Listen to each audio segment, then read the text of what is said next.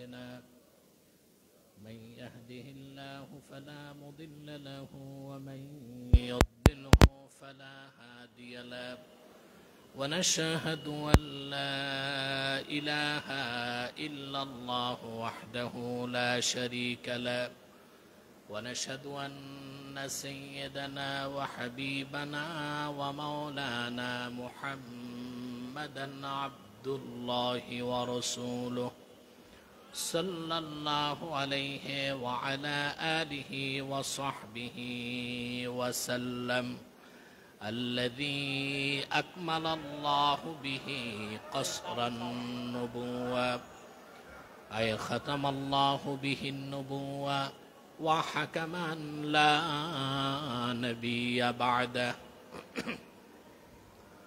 وأعلن في القرآن بالبرهان أن محمدا صلى الله عليه وسلم خاتم النبيين والمرسلين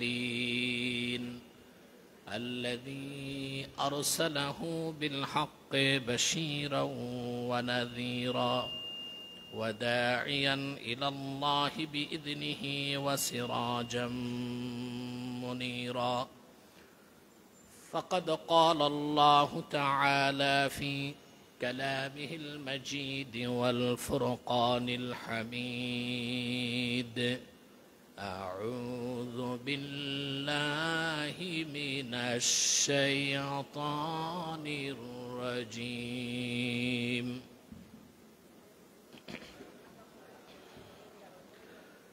بسم الله الرحمن الرحيم وإذ أخذ الله ميثاق النبيين لما آتيتكم من كتاب وحكمة ثم جاءكم رسول مصدق لما معكم لتؤمنن به ولتنصرنه قال أقررتم وأخذتم على ذلكم إصري قالوا أقررنا قال فاشهدوا وأنا معكم من الشاهدين صدق الله العظيم وصدق رسوله النبي الكريم ونحن على ذلك من الشاهدين والشاكرين والحمد لله رب العالمين إن الله وملائكته يصلون على النبي يا أيها الذين آمنوا صلوا عليه وسلموا تسليما اللهم صل على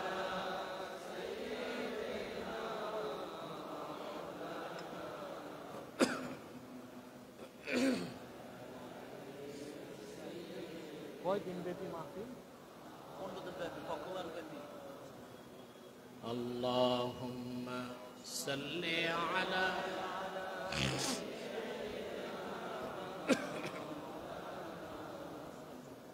وعلى آل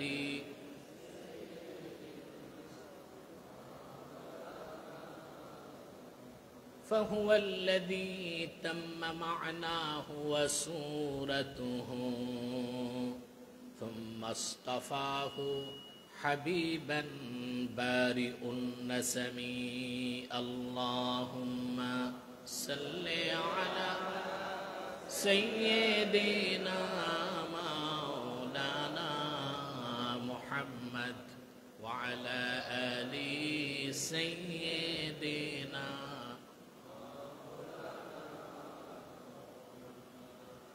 هو الحبيب الذي ترجى شفاعته لكل حول من الأهوال مقتحم اللهم صل على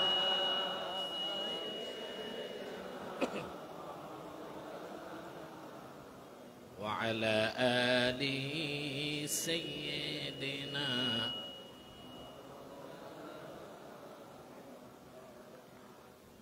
محمد رسول الله صلى الله عليه وسلم ختم الله به النبوة وحكم أن لا نبي بعده بلغ العلا بكماله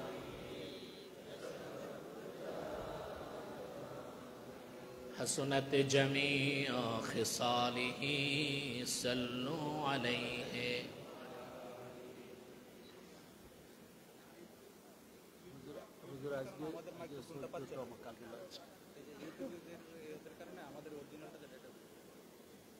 আরেকটু উপরে করা যায় না? এই ঠিক আছে। পবিত্র ঈদ মিলাদুন নবী সাল্লাল্লাহু আলাইহি সাল্লাম উপলক্ষে কালব্যাপী বরকতপূর্ণ মুতাবাররাক মাহফিলের আজকের সম্মানিত দিবসের সভাপতি হাজারাত উলামায়ে কেরাম, তুলাবায়ে ইজাম, ইসলামিক ফাউন্ডেশনের সম্মানিত কর্তৃপক্ষ এবং আমার মিডিয়া কর্মী ভাইরা, সকলকে অন্তরের অন্তঃস্থল থেকে জ্ঞাপন করছি মোবারক। সবটুকুন শুকরিয়া আল্লাহ সুবহানাহু ওয়া তাআলার জন্যে, যিনি আজকের বরকতপূর্ণ মাহফিলে আমাদেরকে আসার ও বসার তৌফিক মেহেরবানি করে ভিক্ষা দান করেছেন। সেজন্য আসুন আমরা সকলে একবার অবনত চিত্তে হৃদয়ের আবেগ অনুভূতি উজাড় করে সমবেত কণ্ঠে বলি আলহামদুলিল্লাহ। অগণিত অসংখ্য দরুদ ও সালাম আল্লাহর সৃষ্টির প্রধান আকর্ষণ, বিশ্বসভার সভাপতি, সকল নবী রাসূলগণের মাথার তাজ, শামসুল হিদায়াত, বদরুদ্দুজা, সাইয়্যিদুস সাকালাইন, ইমামুল মুরসালিন, খাতামুন নবিয়্যিন আল মুরসালিন, আফতাবে নবুওয়াত, শাহানশাহে রিসালাত, সরকারে দো জাহাঁ, সুলতানুল মদিনা, নবিয়ুল আম্বিয়া, হুজুরে আকরাম, নূরে মুজাসসাম, নূরুন আলা নূর, সাইয়্যিদিনা হাবিবিনা শফিঈনা মাওলানা মুহাম্মদ সাল্লাল্লাহু আলাইহি ওয়াসাল্লামের উপর আল্লাহ পাক যাকে আজ থেকে ১,৫০০ বছর আগে প্রেরণ করেছেন সর্বশ্রেষ্ঠ সর্বশেষ নবী ও রাসূল হিসেবে, যার পরে আজ পর্যন্ত পৃথিবীতে অবশ্যই কোনো প্রকার নবী কিংবা রাসূল অবশ্যই আসে নাই, অবশ্যই এখনো নাই, অবশ্যই কিয়ামত পর্যন্ত আসবে না। সম্মানিত সুধী, আপনারা এখানে ধারাবাহিক প্রতিদিন দেশ বরেণ্য আলেমদের বক্তব্য শুনে এসেছেন, আলহামদুলিল্লাহ। আমি মূল বক্তব্যের প্রারম্ভে ভূমিকাতে কিছু কথা বলবো। যে ব্যানারে মাহফিল হচ্ছে ঈদে মিলাদুন নবী সাল্লাল্লাহু আলাইহি সাল্লাম ব্যানারে, অত্যন্ত দুঃখ এবং পরিতাপের বিষয়, মহিমান্বিত রবিউল আউয়াল মাসের আগমন ঘটলেই বাংলাদেশে বিভিন্ন মানুষ ফতুয়াবাজিতে লিপ্ত হয়ে যায়। এখানে ফতুয়াবাজির কোনো বিষয় না, সিরাত যার মিলাদ তার, সিরাত যার মিলাদ তার। সিরাতুন নবী ব্যানারেও মাহফিল হতে পারে, মিলাদুন নবী ব্যানারেও মাহফিল হতে, তবে সিরাতের সূচনাটাই করতে হয় রাসূলুল্লাহর মিলাদের মাধ্যমে। অতএব এখানে নিজেদের মধ্যে ঝগড়া বিবাদ ফতুয়াবাজি করে বিভক্তি সৃষ্টি করা, এটা কোনো জ্ঞানী মানুষের কাজ হতে পারে না। আরেকটি শব্দ নিয়ে আমাদের মধ্যে যথেষ্ট মতভেদ আছে, যে আমরা ঈদ শব্দ সংযোজন কেন করি, এই একটা বিষয় নিয়েও খুব আমাদের মধ্যে ঝগড়া বিবাদ হয়। বা কোনো কোনো ভাই বলেন ঈদ তো দুইটাই, ঈদ উল ফিত্র, ঈদ উল আজহা, তা আপনারা আবার ঈদ পাইলেন কোথায়, বলে না? দেখেন, ঈদের দুইটা অর্থ, একটা লোগাতি আর একটা শারঈ, বুঝতে পারছেন? শারআন ঈদ তো দুইটাকেই বলি, ঈদ উল ফিত্র, ঈদ উল আজহা। লোগাতান আরো ঈদের কথা শরীয়ত থেকে প্রমাণিত আছে। আসলে ঈদ শব্দের অর্থ কি? না, শুধু খুশি না, আসরুরুল আয়েদ,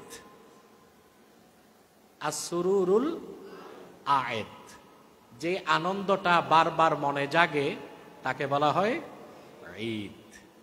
যে ঘটনা ঘটে একবার, মনে পড়ে বারে বার, মনে পড়ে যতবার, আনন্দ লাগে ততবার, তাকে বলা হয় কি? ঈদ। হযরত আব্দুল্লাহ ইবনে আব্বাস রাদিয়াল্লাহু তাআলা আনহুমা, তিনি একদিন কোরআন কারীম তেলাওয়াত করছিলেন সূরা মায়দা থেকে। কোন সূরা থেকে? সুনান তিরমিজিতে হাদিসটি এসছে। সূরা মায়দাতে তিনি যখন পড়তে লাগলেন, আল ইয়াউমা আকমালতু লাকুম দীনাকুম ওয়া আতমামতু আলাইকুম নি'মাতি ওয়া রাদিতু লাকুমুল ইসলাম দীনা, ওনার সামনে বসে থাকা এক ইহুদি আলেম দাঁড়ায় গেছে।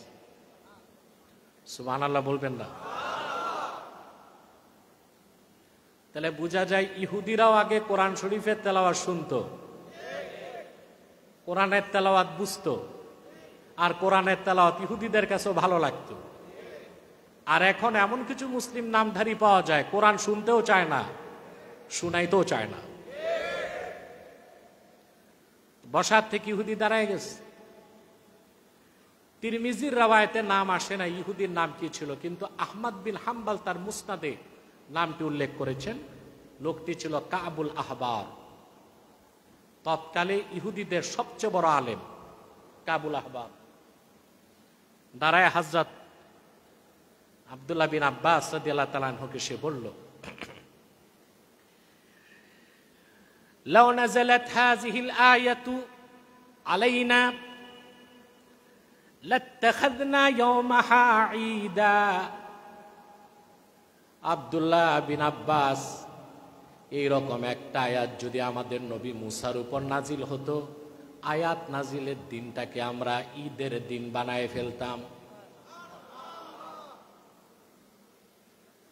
আল ইয়াউমা আকমালতু লাকুম দীনাকুম, এত মহিমান্বিত একটি আয়াত কোরআন কারীমে আছে আমার জানা ছিল না। ইহুদি বলতেছে, যদি এইরকম একটি আয়াত আমাদের নবী মুসার উপর আল্লাহ নাজিল করতেন, খুশির আতিশয্যে আয়াত নাজিলের দিনটাকে আমরা ঈদের দিন বানায় ফেলতাম। আব্দুল্লাহ ইবনে আব্বাস রাদিয়াল্লাহু তাআলা আনহুমা তিনি তখন জবাব দিলেন, শোনো ইহুদি, তোমার জানা নাই, ফাইন্নাহা নাযালাত ইয়াওমা ঈদাইনে ইসনাইন, সুবহানাল্লাহ, ইয়াওমা ঈদিন ওয়া ইয়াওমা জুমআ। আল্লাহর হাবিবের উপরে আয়াত নাজিল হয়েছে এমন একদিন যেই দিন ডবল ঈদ হয়েছে। দিনটা ছিল আরাফার দিন, দিনটা ছিল জুমআর দিন। তাহলে আব্দুল্লাহ বিন আব্বাস রাদিয়াল্লাহু তাআলা আনহুমার ফতোয়ায় আমরা দেখি দুই ঈদ ছাড়াও আরো ঈদের দিন আছে, প্রত্যেক জুমার দিন ঈদের দিন। তাহলে তো বছরে 52টা ঈদের দিন পাই না? কথা বলে না, পাই কিনা? তারপরে আরাফার দিনও ঈদের দিন। তাহলে ঈদ কেন বলা হয়? যেই ঘটনা ঘটে একবার, মনে পড়ে বারে বার, মনে পড়ে যতবার, আনন্দ লাগে ততবার, তাকে বলা হয় ঈদ। এবার আসেন, তো মিলাদুন নবীর আগে ঈদ লেখি কেন? প্রশ্ন আসে না? আল্লাহর আখিরি নবী নূর নবীজি মুহাম্মদ মুস্তাফা সাল্লাল্লাহু আলাইহি ওয়াসাল্লাম আজ থেকে ১৫০০ বছর আগে হযরতে আমিনার রহম থেকে মক্কাতুল মুকাররমায় তাশরিফ নিয়ে এসেছেন রবিউল আউয়ালের ১২ তারিখের রাতে। হাদিসের ভাষায় যে রাতটাকে বলা হয় লাইলাতু মাউলিদিল মুস্তাফা, সে একটা রাতের কারণে রবিউল আউয়ালের দাম সবচেয়ে বেশি বেড়ে গেছে। সেজন্য প্রতি বছর যখন রবিউল আউয়াল মাস আসে ১৫০০ বছর আগে সেই লাইলাতু মাউলিদিল মুস্তাফার কথা মনে জাগলে প্রতিটি মুমিনের হৃদয়ে আনন্দের হিল্লোল বয়ে যায়। সে আনন্দ যদি প্রকাশ করার জন্য মুমিন শরীয়তের গণ্ডির মধ্যে থেকে হোক তাফসিরুল কোরআন নামে, হোক সিরাতুন নবীর নামে, হোক মিলাদুন নবীর নামে ওয়াজ মাহফিল করে, সঙ্গে সন্ধ্যা করে, মুনাজাত করে, এটাকেই তো মাহফিলে ঈদে মিলাদুন নবী বলা হয়। এখানে আর ফতুয়াবাজির সুযোগ আছে? কথা বলে না, কোন সুযোগ? আল্লাহ আমাদেরকে সহি সমঝ দান করুক, বলুন আল্লাহুম্মা আমিন। আশা করি আমরা আর ঝগড়া বিবাদে লিপ্ত হব না, কারণ সিরাজ্জার মিলাদটা মনে থাকবে। সম্মানিত সুধী, আসুন আল্লাহর হাবিব সাল্লাল্লাহু আলাইহি সাল্লামের নবুয়ত এবং ওনার মুজিজার উপর কিছু কথা শুনবো আমরা। রাসূল করিম সাল্লাল্লাহু আলাইহি ওয়াসাল্লামের যে নবুয়ত আল্লাহ ওনাকে দান করেছেন, এটা বুঝার জন্য আপনাকে কোরআন কারীমের মুখাপেক্ষী হতে হবে। রাসূল করিম সাল্লাল্লাহু আলাইহি সাল্লাম আগমনের পূর্বে প্রায় লক্ষাধিক নবী রাসূল পৃথিবীতে এসেছেন। আসছেন না? সুবহানাল্লাহ বলবেন না? ভাই, আমরা কিন্তু জাগ্রত আছি, কবরস্থানে না, মসজিদে আছি। আমাকে এনভায়রনমেন্ট সাপোর্ট দিতে হবে, পারবেন না? আমি আবার কান ফাটা চিৎকার পছন্দ করি না, মোটামুটি আওয়াজ দিবেন যে বুঝতেছেন। রাসূল করিম সাল্লাল্লাহু আলাইহি সাল্লামের আগমনের পূর্বে পৃথিবীতে ১ লক্ষের উপর পয়গম্বর এসেছেন। আমি লক্ষাধিক কেন বললাম? মতান্তর আছে, ১,২৪,০০০, কোন রায়াত এসছে ২,২৪,০০০, কোন রাওয়ায়াত সহি, কোনটা জয়ীফ, এর জন্য বলেছি লক্ষাধিক। তাহলে এখানে আর কোনো বিতর্কের কোনো সুযোগ থাকে না। এই ১ লক্ষের উপর পয়গম্বর আল্লাহর হাবিব মুহাম্মদ সাল্লাল্লাহু আলাইহি ওয়াসাল্লামের নবুয়তের কথা আর রিসালাতের কথা নিজ নিজ যুগে নিজ নিজ কওমের কাছে প্রচার করে গেছেন। তাহলে বোঝা যাচ্ছে লক্ষাধিক নবী রাসূলের নবুয়ত একদিক রাখলে আল্লাহর হাবিবের নবুয়তের সম্মান মর্যাদার ওজন আরো বেশি। শুধু তাই না, লাখের উপর নবী থেকে আল্লাহ ওয়াদা নিয়েছেন, তারা যদি আল্লাহর হাবিবের জামানা পান তা তারা আল্লাহর হাবিবের উপর ঈমান আনবেন। বলেন সুবহানাল্লাহ। আল্লাহ রাব্বুল আলামিন কোরআন কারীম সূরা আলে ইমরানে বলেন, ওয়া ইয আখাযাল্লাহু মিসাকান নাবিয়্যিনা লামা আতাইতুকুম মিন কিতাবিন ওয়া হিকমাহ। মুহাম্মদ সাল্লাল্লাহু আলাইহি সাল্লাম, আপনি স্মরণ করুন সেই সময়ের কথা, আদম থেকে ঈসা পর্যন্ত লাখের উপর পয়গম্বরের কাছ থেকে আল্লাহ পাক যখন আপনি মুহাম্মদ সাল্লাল্লাহু আলাইহি সাল্লামের নবুয়তের ব্যাপারে ওয়াদা গ্রহণ করেছেন। সুবহানাল্লাহ বলেন। ওয়াদা কে নিছেন? কার ব্যাপারে? তার হাবিবের ব্যাপারে। সুবহানাল্লাহ বলেন। সেটা কি? আল্লাহ প্রত্যেকের কাছ থেকে ওয়াদা নিয়েছেন, লামা আতাইতুকুম মিন কিতাবি ওয়া হিকমা, আমি তোমাদেরকে যে কিতাব দিয়েছি, হিকমা দিয়েছি, রিসালাতের দায়িত্ব দিয়ে প্রেরণ করেছি, শোনো। সুম্মা জাআকুম রাসূলুম মুসাদ্দিকুন লিমা মাআকুম, অতঃপর যদি আমার আখিরি নবী মুহাম্মদ সাল্লাল্লাহু আলাইহি সাল্লাম আগমন করেন, যিনি তোমাদের প্রত্যেকের রিসালাতের সত্যায়ন করবেন। সুবহানাল্লাহ বলেন।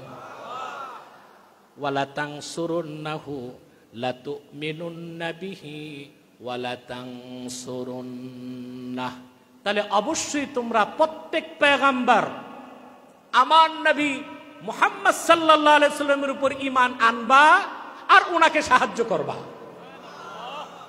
এটা কি যেন তেন কথা? ১ লক্ষের উপর নবী আল্লাহর কাছে এই ওয়াদাবদ্ধ হয়েছে। সুবহানাল্লাহ। তারপর আল্লাহ জিজ্ঞেস করেছেন, আআকরারতুম ওয়া আখাযতুম আলা যালিকুম ইসরি, আই আহদি, আমি যে ওয়াদা নিলাম তোমাদের থেকে, এই ওয়াদায় তোমরা প্রতিশ্রুতবদ্ধ হলা? সমস্ত পয়গম্বর আল্লাহর হাবিবের রিসালাতকে স্বীকার করে সাক্ষ্য দিলেন আকরারনা, আমরা মেনে নিলাম। সুবহান। সেজন্য ভাইয়েরা, আল্লাহর আখিরি নবী মুহাম্মদ সাল্লাল্লাহু আলাইহি ওয়াসাল্লাম, তিনি আল্লাহ শুধু সর্বশেষ নবী তাই নয়, তিনি আল্লাহ সর্বশ্রেষ্ঠ নবী তাই নয়, বরং তিনি হলেন নবিউল আম্বিয়া, সমস্ত নবীগণের নবী মুহাম্মদ সাল্লাল্লাহু আলাইহি ওয়াসাল্লাম। এই কথাটা কি আমার না কোরআন কারীমের? জোরে বলতে হবে, আমার না কোরআন কারীমের? সূরা আলে ইমরানে আল্লাহ সুবহানাহু ওয়া তাআলা এই কথাটি 81 এবং 82 নম্বর আয়াতের ইরশাদ করেছেন। এই আয়াতের তাফসিরে ক্রমাগত 16 থেকে 18টি তাফসিরে আমি দেখেছি সবাই এক তাফসির করছে। এটা ইজমাউল মুফাসসিরিন। আমি ইবনে কাসিরের শব্দে আপনাদেরকে শোনাচ্ছি।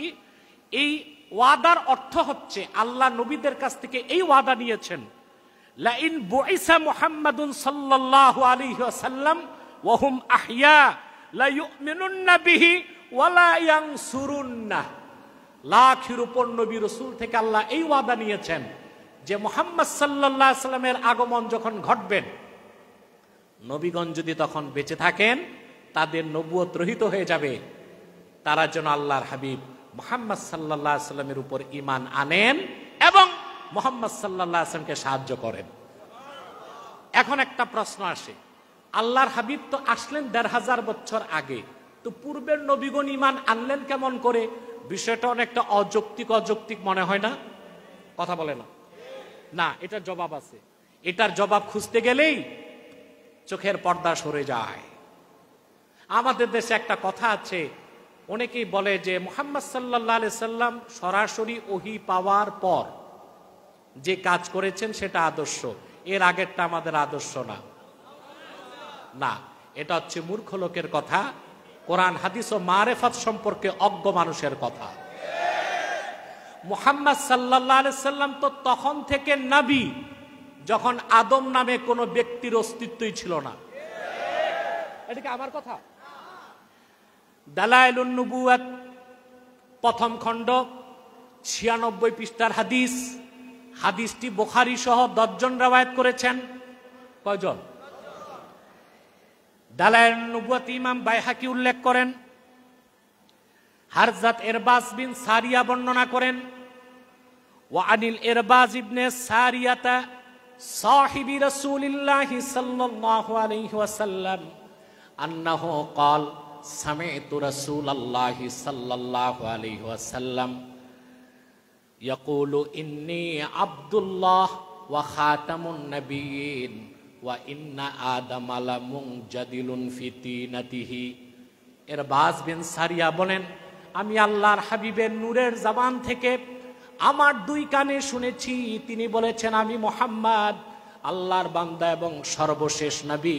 তখন থেকে আদমের দেহ যখন মাটিতে গড়াগড়ি খাচ্ছিল,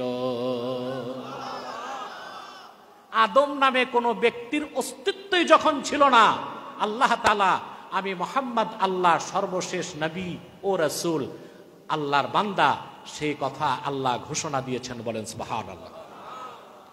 রাসূলুল্লাহ কখন থেকে নবী? প্রশ্নটা আমাদের না, এটা ১৫০০ বছর আগে সাহাবায়ে কেরামেরও প্রশ্ন ছিল।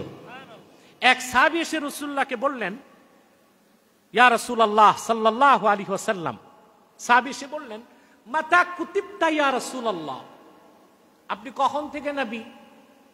আরেকজন জিজ্ঞেস করছেন, মাতা ওয়াজাবাত লাকান নবুওয়া, আপনি কখন নবুয়ত পেয়েছেন? আরেকজন জিজ্ঞেস করেছেন, মাতা কাতাবাকাল্লাহু নাবিয়্যা, আল্লাহ নবী হিসেবে কখন আপনার নাম লিপিবদ্ধ করেছেন? আল্লাহর হাবিব জবাব দিয়েছেন, ওয়া আদামু বাইনার রূহি ওয়াল জাসাদ,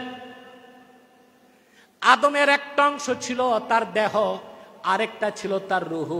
আদম নামে কোনো ব্যক্তির অস্তিত্ব যখন হয় নাই, তখন থেকে আমি আল্লাহর কাছে আমি মুহাম্মদ নবী। এজন্যে আদম থেকে ঈসা পর্যন্ত 1 লক্ষের উপর নবী রাসূল আল্লাহর হাবিব মুহাম্মদ সাল্লাল্লাহু আলাইহি সাল্লামের নবুয়তকে স্বীকার করেছেন, রিসালাতকে স্বীকার করেছেন। এই জন্য তাওরাতে, জাবুরে, ইনজিলে সবগুলো আসমানি কিতাবে আল্লাহর হাবিব মুহাম্মদ সাল্লাল্লাহু আলাইহি সাল্লামের আগমনের কথা এসেছে।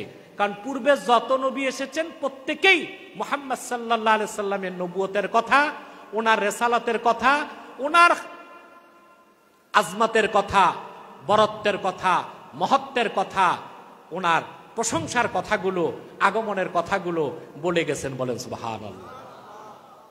দেখুন একটি কথা, 1 লক্ষের উপর নবী রাসূলের মূল দাওয়াত কি ছিল? প্রশ্ন আসে না? নবীদের শরীয়ত তো ভিন্ন ভিন্ন ছিল, শরীয়ত ভিন্ন ভিন্ন ছিল, কিন্তু 5টা মৌলিক বিষয়ে সব পয়গম্বর একমত ছিলেন। কয়টা? সমস্ত পয়গম্বর প্রথম যে বিষয়ে একমত ছিলেন তা হচ্ছে লা ইলাহা ইল্লাল্লাহ, আল্লাহর একত্বের ব্যাপারে, তাওহীদের ব্যাপারে সমস্ত পয়গম্বরগণ একমত ছিলেন।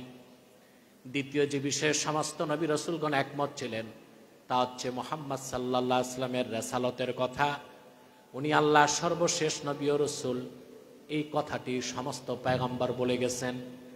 3 নাম্বার যে বিষয়ে সমস্ত নবী রাসূলগণ একমত ছিলেন তা হচ্ছে আখিরাতের কথা। 4 নাম্বার যে বিষয়টা সব নবীগণ বলে গেছেন তা হচ্ছে ইবাদত, আল্লাহর ইবাদতের কথা। 5ম যে বিষয় সমস্ত নবী রাসূলগণ বলে গেছেন তা হচ্ছে সালাত, নামাজের কথা। আল্লাহর পক্ষ থেকে এমন একজন নবীও আসেন নাই যিনি নিজে নামাজ পড়েন নাই, নামাজ পড়তে বলেন নাই।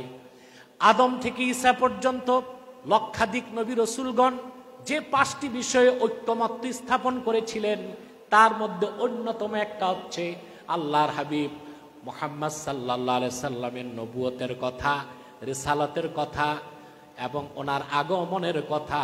লাখের উপর নবী প্রচার করে গেছেন। পূর্বে নবীগণ আসতেন, বিভিন্ন দেশে এসেছেন না? মনোযোগটা আমার দিকে চাই, এদিক টাকা। আমি যে রকম সাউন্ড সিস্টেমে কথা বলি ওটা পাই নাই। এটা হতে পারে মাইকম্যানের ত্রুটি, কিংবা ইউটিউবাররা বেশি ফিট করছেন আপনাদেরটা, এখানেও ঝামেলাটা হইতে পারে।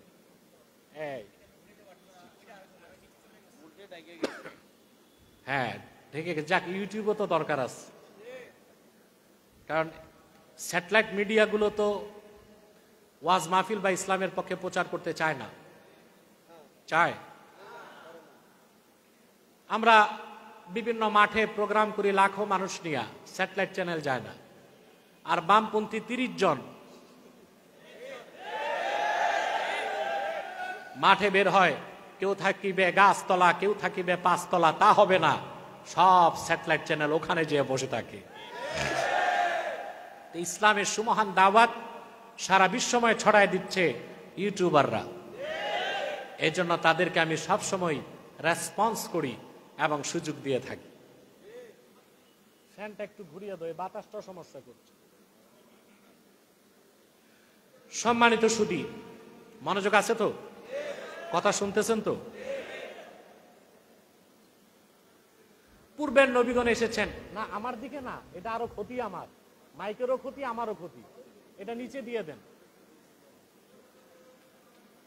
প্রিয় সুধী, তো নবীগণ আসতেন বিভিন্ন জায়গায়, ঠিক না? কিন্তু আপনি অবাক হবে, খুব অবাক বিস্ময়কর বিষয়, আখিরি নবী মুহাম্মদ সাল্লাল্লাহু আলাইহি ওয়াসাল্লামকে আল্লাহ পাঠালেন মক্কায়। কোথায়? কারণ মক্কা হচ্ছে ক্যাপিটাল অফ দ্য ওয়ার্ল্ড। সারা পৃথিবীর রাজধানীর নাম মক্কা। নাম কি? এটা পৃথিবীর রাজধানী। আপনি মানচিত্রে তাকান, দেখবেন মধ্যপ্রাচ্যে কাবা যেখানে, মক্কা এটা মাঝখানে। সুবহানাল্লাহ। পৃথিবীর বড় বড় শহরগুলো গোড়াপত্তন করেছেন ঐতিহাসিক ব্যক্তিরা। আর আখির নবী মুহাম্মদ সাল্লাল্লাহু আলাইহি সাল্লামের যে শহর মক্কায় আসবেন, সেটা গোড়াপত্তনের দায়িত্ব সাধারণ কাউকে আল্লাহ দেন নাই, দিলেন জাতির পিতা ইব্রাহিমকে। কাকে দিলেন? সুবহানাল্লাহ। এটা সহজ কথা?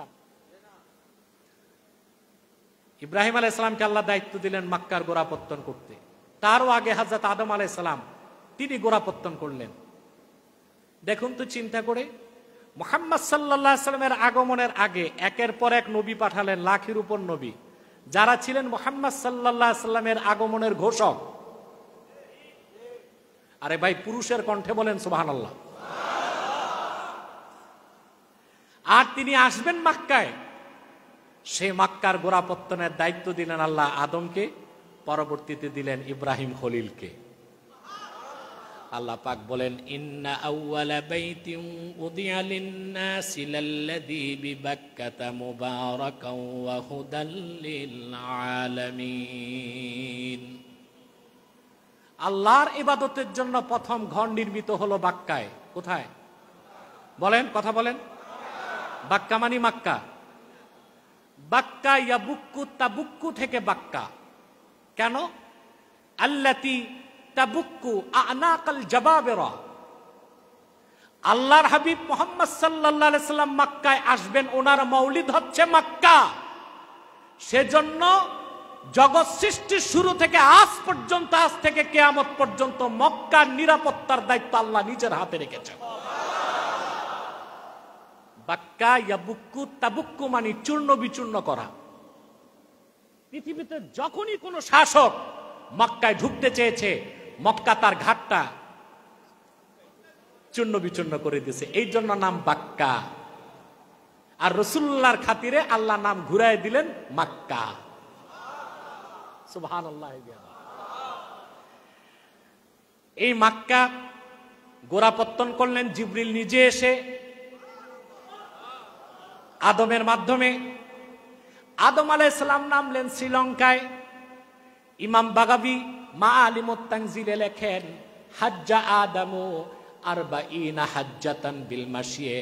হযরত আদম শ্রীলঙ্কা থেকে, হিন্দুস্তান থেকে 40 বার পায়ে হেঁটে যে হজ করেছেন মক্কায়। বলেন সুবহানাল্লাহ। কতবার? 40 বার। দেখেন, চিন্তা করেন, রাসূলুল্লাহ আগমন করবেন মক্কায়, কত আগ থেকে আল্লাহ পরিকল্পনা গ্রহণ করছেন। লাখের উপর নবী পাঠাইছেন, যারা সবাই ঘোষণা দিছে আখিরি নবী মুহাম্মদ সাল্লাল্লাহু আলাইহি ওয়াসাল্লাম। প্রত্যেকেই রাসূলুল্লাহর উপর ঈমান এনেছেন নিজ নিজ যুগে। আর মুহাম্মদ সাল্লাল্লাহু আলাইহি ওয়াসাল্লাম আসবেন মক্কায়, সেই শহরের গোড়াপত্তনের দায়িত্ব কে নিছেন? আল্লাহ। দায়িত্ব দিয়েছেন জিবরিলকে, দায়িত্ব দিয়েছেন আদমকে, পরবর্তীতে দায়িত্ব দিলেন ইব্রাহিম খলিলুল্লাহকে। সুবহানাল্লাহ। কারণ মক্কা মুকাররমা যিনি গোড়াপত্তন করবেন, তাকে নেতা হতে হবে। কি হতে হবে? নেতা হতে হবে। সাইয়্যিদুল মুরসালিন মুহাম্মদ সাল্লাল্লাহু আলাইহি ওয়াসাল্লাম মক্কায় আসবেন। আল্লাহ সাধারণ কোন পয়গম্বর দিয়া গোড়াপত্তন করেন নাই, এমন এক পয়গম্বর দিয়া গোড়াপত্তন করেছেন যার বংশে 70,000 পয়গম্বর আল্লাহ পয়দা করেছেন। আল্লাহ রাব্বুল আলামিন বলেন, ওয়া ইযিবতালা ইব্রাহিম রাব্বুহু বিকালিমাতিন ফাআতাম্মাহুন ক্বালা ইন্নী জাঈলুকা লিন-নাসি ইমামা। আল্লাহ হযরত ইব্রাহিমকে বলেছেন, ইব্রাহিম, আমি তোমাকে মানব জাতির জন্য নেতা বানাবো। সুবহানাল্লাহ বলেন। মানব জাতির নেতা ইব্রাহিম আর তার পুত্র হযরত ইসমাইল, দুইজনকে দিয়ে আল্লাহ কাবাঘর সংস্কার করালেন। পরিবেশ আস্তে আস্তে আল্লাহ কত সুন্দর করে মক্কাকে আস্তে আস্তে সাজালেন, আস্তে আস্তে সাজালেন। সুবহানাল্লাহ। কারণ মক্কা হচ্ছে আখির নবীর আগমনের মঞ্চ। সুবহানাল্লাহ। আদমকে দায়িত্ব দিলেন, জিবরিলকে দায়িত্ব দিলেন, ইব্রাহিম খলিলকে দায়িত্ব দিলেন, ইসমাইল জবিহুল্লাহকে দায়িত্ব দিলেন। আর রাসূলুল্লাহর আগমনের কথা ঘোষণা করলেন কত নবী? লাখের উপর পয়গম্বর। সুবহানাল্লাহি বিহামদি। এই জন্যই তো রাসূলুল্লাহকে আমরা মহানবী বলি। কি বলি? রাসূলুল্লাহ মহানবী না, এটা যে বা যারা অস্বীকার করবে মুসলমান থাকবে। বাংলাদেশে একটা নতুন দল বের হয়েছে, আহলে কোরআন। এই আহলে কোরআন ভণ্ডদের একটা বিশ্ব নেতা আছে, কানাডা থাকে, একটা ইউনিভার্সিটির প্রফেসর। বছর আড়াই আগে আমার সাথে সে ডিবেট করছে, ডিবেটে হারছে আলহামদুলিল্লাহ। যেটা দেখছেন ওটা বাংলাদেশেরটা। আর বাংলাদেশে এই বাতিল পন্থীদের একটা নেতা আছে, এটা হচ্ছে বাংলাদেশের নেতা, আমি ওর নামটা বলবো না। ও বছর দেড়েক আগে আমার কাছে গেছিল বাহাস করতে। তা আমি চিন্তা করছি যে মানুষ তো জানে আমার এমনি ঘাড়ের রক্তেরা, অনলাইনেই বসতে ভয় পায়, তো অফলাইনে কেন আসতেছে, এটা প্রশ্ন আসে না।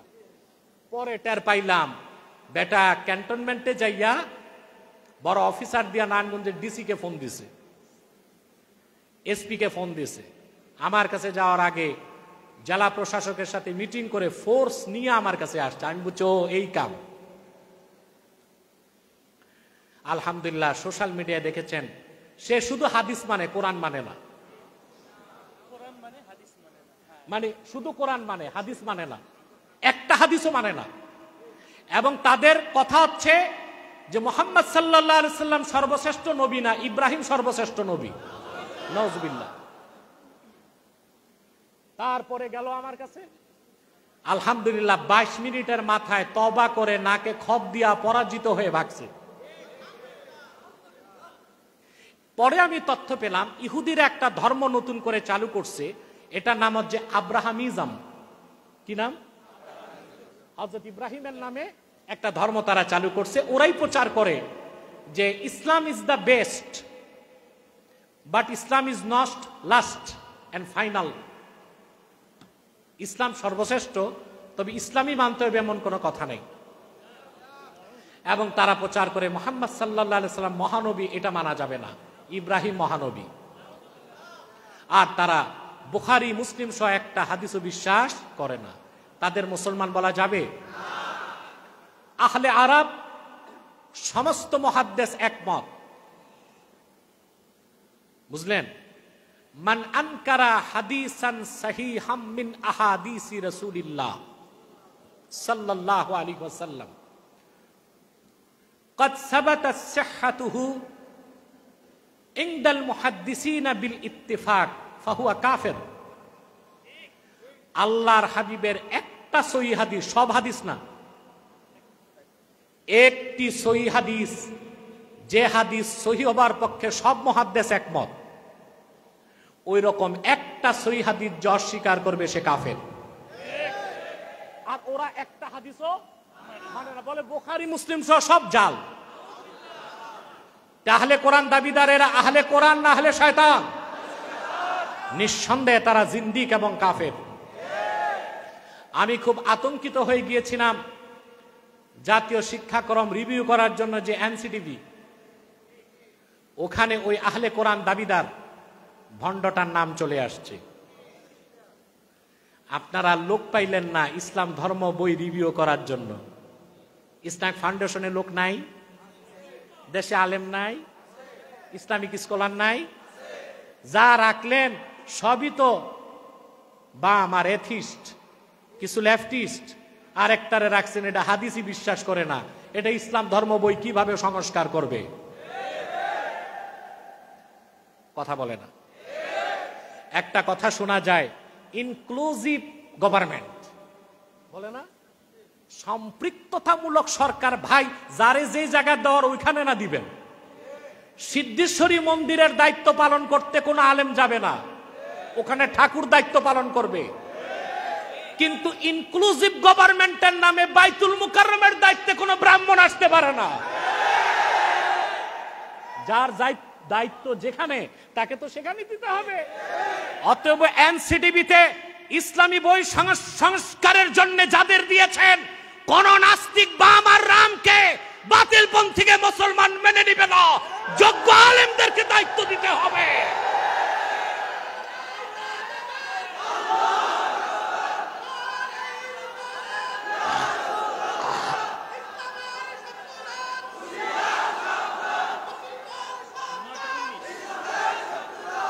বসছি কয়টা? বসছি কয়টা?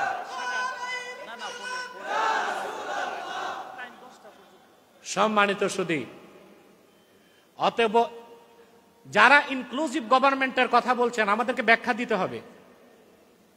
আমি ছাত্র ভয় পাই না, ছাত্ররা কিছু বলবে আর আমরা গিলবো তা হবে না। আমি ছাত্র ভয় পাবো কেন? আমি তো শিক্ষক। আমার ছাত্র বিশ্ববিদ্যালয়ে আছে, কলেজে আছে, স্কুলে আছে, মাদ্রাসায় আছে, আমার ছাত্র আল আজহারও আছে। ছাত্ররা যদি ভুল করে সংসদ আলেমরাই করবে। কারা করবে?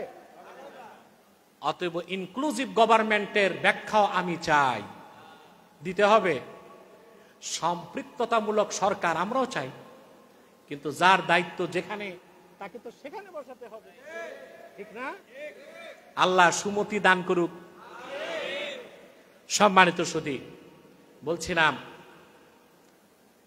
হযরত ইব্রাহিমকে আল্লাহ দায়িত্ব দিলেন, তাকে বলা হয়েছে ইমামুন নাস।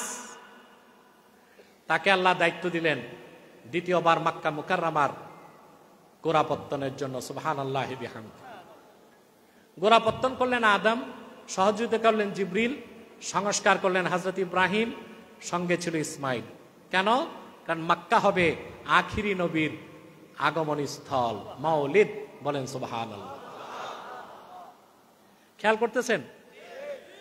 প্রশ্ন হলো, মক্কা যদি হয় সারা বিশ্বের রাজধানী, মদিনা মুনাওয়ারাকে কি বলবো? প্রশ্ন আসে না? আমি বলি মক্কা হচ্ছে ক্যাপিটাল অফ দ্য ওয়ার্ল্ড, সারা পৃথিবীর রাজধানী। আর মদিনা মুনাওয়ারা হচ্ছে ক্যাপিটাল অফ দ্য ইমান, ইমানের রাজধানী। মক্কা হলো সারা পৃথিবীর রাজধানী, আর মদিনা মুনাওয়ারা হলো ইমানের রাজধানী। সুবহানাল্লাহ। এজন্য মদিনা মুনাওয়ারাকে বলা হয়েছে দারুল ইমান। কি বলা হয়েছে? আবার বলা হয়েছে দারুল হিজরা। সুবহানাল্লাহ বলেন। প্রিয় ভাইয়েরা আমার, মক্কাতুল মুকাররমায় আল্লাহর আখিরি নবী নূর নবীজি মুহাম্মদ সাল্লাল্লাহু আলাইহি ওয়াসাল্লাম আগমন করলেন আজ থেকে ১৫০০ বছর আগে। মুহাম্মদ সাল্লাল্লাহু আলাইহি ওয়াসাল্লাম, ওনার বয়স ৪০ বছর হওয়ার আগ পর্যন্ত ওনার নবুয়তের প্রকাশ ঘটে নাই। নবী তিনি আগ থেকেই, আর ওনার নবুয়তের প্রকাশ ঘটেছে ৪০ বছর বয়সে গারে হেরাতে। সুবহানাল্লাহ। রাসূল করিম সাল্লাল্লাহু আলাইহি সাল্লাম গারে হেরাতে তাহান্নুস করতেন। তাহান্নুস, তাহান্নুস হচ্ছে তাআব্বুদুল লায়ালি যাওয়াতিল আদাদ। নবীজি সাল্লাল্লাহু আলাইহি সাল্লাম গারে হেরাতে যে আল্লাহর ধ্যান করতেন। কি করতেন? আল্লাহর ধ্যান করতেন ক্রমাগত কয়েক রাত। তারপর আবার আম্মাজান খাদিজার কাছে আসতেন, তিনি তাজাউদ পাথেও তৈরি করে দিতেন। তাজাউদ বুঝেন? জাদ, জাদ, ইত্তেখাজু জাদ, ইত্তেখাজু জাদ, তাজাউদ বলে। জাদ কাকে বলে? বদরুদ্দিন আইনি উমদাতুল কারিতে লেখেন, আত-তাআমুল লাযী ইয়াসতাসহিবুহুল মুসাফির ইনদা সাফার। মুসাফির সফরে বের হইলে যে খাদ্যদ্রব্য সাথে রাখে ওইটাকে বলে জাদ। কি বলে?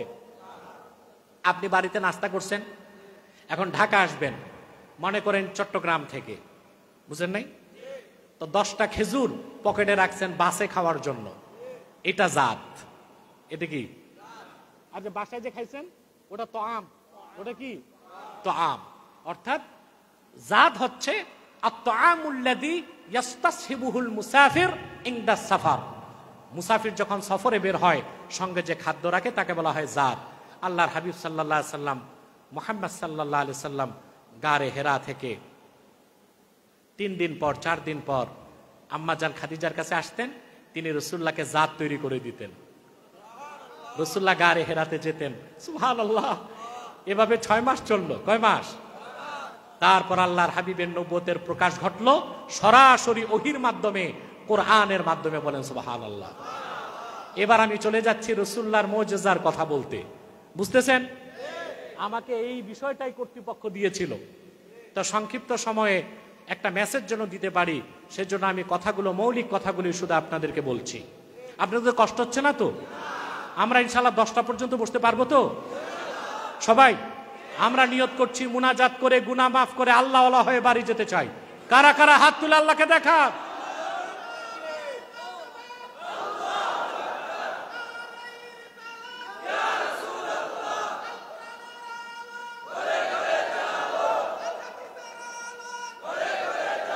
আল্লাহ কবুল করুক, আল্লাহ মঞ্জুর করুক। বলুন আল্লাহুম্মা আমিন। সম্মানিত সুধী, রাসূল করিম সাল্লাল্লাহু আলাইহি সাল্লাম মুসালসাল 6 মাস তাহান্নুস করলেন, আল্লাহর ধ্যান করলেন। সুবহানাল্লাহ। তখন কোনো নামাজ ছিল না, নামাজ সালাত ছিল না। তো রাসূলুল্লাহ ইবাদত করতেন কিভাবে? প্রশ্ন আসে না? বলেন, কোন নবী শরীয়ত মানতেন? আরে উনি কোন নবী শরীয়ত মানবেন? উনি ছিলেন নবিউল আম্বিয়া। এই ক্ষেত্রে 30টা ব্যাখ্যা এসেছে, সবচেয়ে সুন্দর ব্যাখ্যা বদরুদ্দীন আইনি করেছেন। সুবহানাল্লাহ। ওয়া কানা ইয়াতাআব্বাদু ওয়া কানা সাল্লাল্লাহু আলাইহি ওয়াসাল্লাম ইয়াতাআব্বাদু বিমা ইউলকা ইলাইহি মিন নূরিল মারিফা। মারিফতের নূরের মাধ্যমে আল্লাহ সরাসরি জিবরিল আসার আগে রাসূলুল্লাহকে সাহায্য করতেন কিভাবে রাসূলুল্লাহ আল্লাহর ইবাদত করবেন। 6 মাস পর জিবরিল আসলেন। তারপরে রাসূলুল্লাহকে এসে বললেন, প্রথম ওহী, ইকরা বিসমি রাব্বিকাল্লাযী খালাক। মুহাম্মদ সাল্লাল্লাহু আলাইহি সাল্লাম পড়ুন আপনার রবের নামে যিনি সৃষ্টি করেছেন। প্রথম ওহী, ঠিক কিনা? আপনারা ঘটনা সবাই জানেন। রাসূলুল্লাহ সাল্লাল্লাহু আলাইহি সাল্লাম প্রথমবার বলার পর বলেছেন, মা আনা বিকারি, আমি পড়তে না জানি না, না পারি না। পড়তে জানি না এক কথা, পড়তে পারি না আরেক কথা। জিবরিল রাসূলুল্লাহকে সিনার সাথে চাপ দিলেন, একবার, দুইবার, তিনবার। তারপর রাসূলুল্লাহ পড়তে লাগলেন, ইকরা বিসমি রাব্বিকাল্লাযী খালাক। এবার আসেন, আল্লাহর হাবিব মুহাম্মদ সাল্লাল্লাহু আলাইহি সাল্লামের নবুয়তের প্রকাশটা আল্লাহ ঘটালেন কোরআনের মাধ্যমে। আর এই কোরআন হচ্ছে আল্লাহ রাসূলের সর্বশ্রেষ্ঠ মুজিজা। সুবহানাল্লাহ। আল্লাহর শ্রেষ্ঠ কুদরত মুহাম্মদ সাল্লাল্লাহু আলাইহি সাল্লামের সর্বশ্রেষ্ঠ মুজিজা, তার নাম কি? জোরে বলতে হবে। এবার আসেন, এই ব্যাপারে কিছু তাত্ত্বিক কথা। আল্লামা ইমাম বাইহাকি দালাইলুন নবুয়াত প্রথম খণ্ডের মুকদ্দমায় এই কথাগুলো বলেছেন। রাসূল করিম সাল্লাল্লাহু আলাইহি সাল্লামের যেমন কোনো তুলনা হয় না, রাসূলুল্লাহর মুজিজাগুলোরও কোনো তুলনা নাই। সুবহানাল্লাহ বলেন। লক্ষাধিক নবী রাসূলের মুজিজা এক পাল্লায় দিলেও রাসূলুল্লাহর একটা মুজিজা কোরআন, এটার ওজন সইতে পারবে না, এটার ওজন বেশি, ঠিক কিনা? এছাড়া রাসূলুল্লাহর দ্বারা যতগুলো মুজিজা ঘটেছে সবগুলো মুজিজাই ছিল অত্যাশ্চর্য এবং তুলনার ঊর্ধ্বে। বলেন সুবহানাল্লাহ। কেমন? যেমন পূর্বের নবীদের দ্বারা যে মুজিজা ঘটতো, মুজিজা ঘটার জন্য নবীদের সাবাব লাগতো। কি লাগতো? সাবাব ছাড়া, আসবাব ছাড়া, এলিমেন্টস ছাড়া কোন নবীর দ্বারা কোনো মুজিজা ঘটে নাই।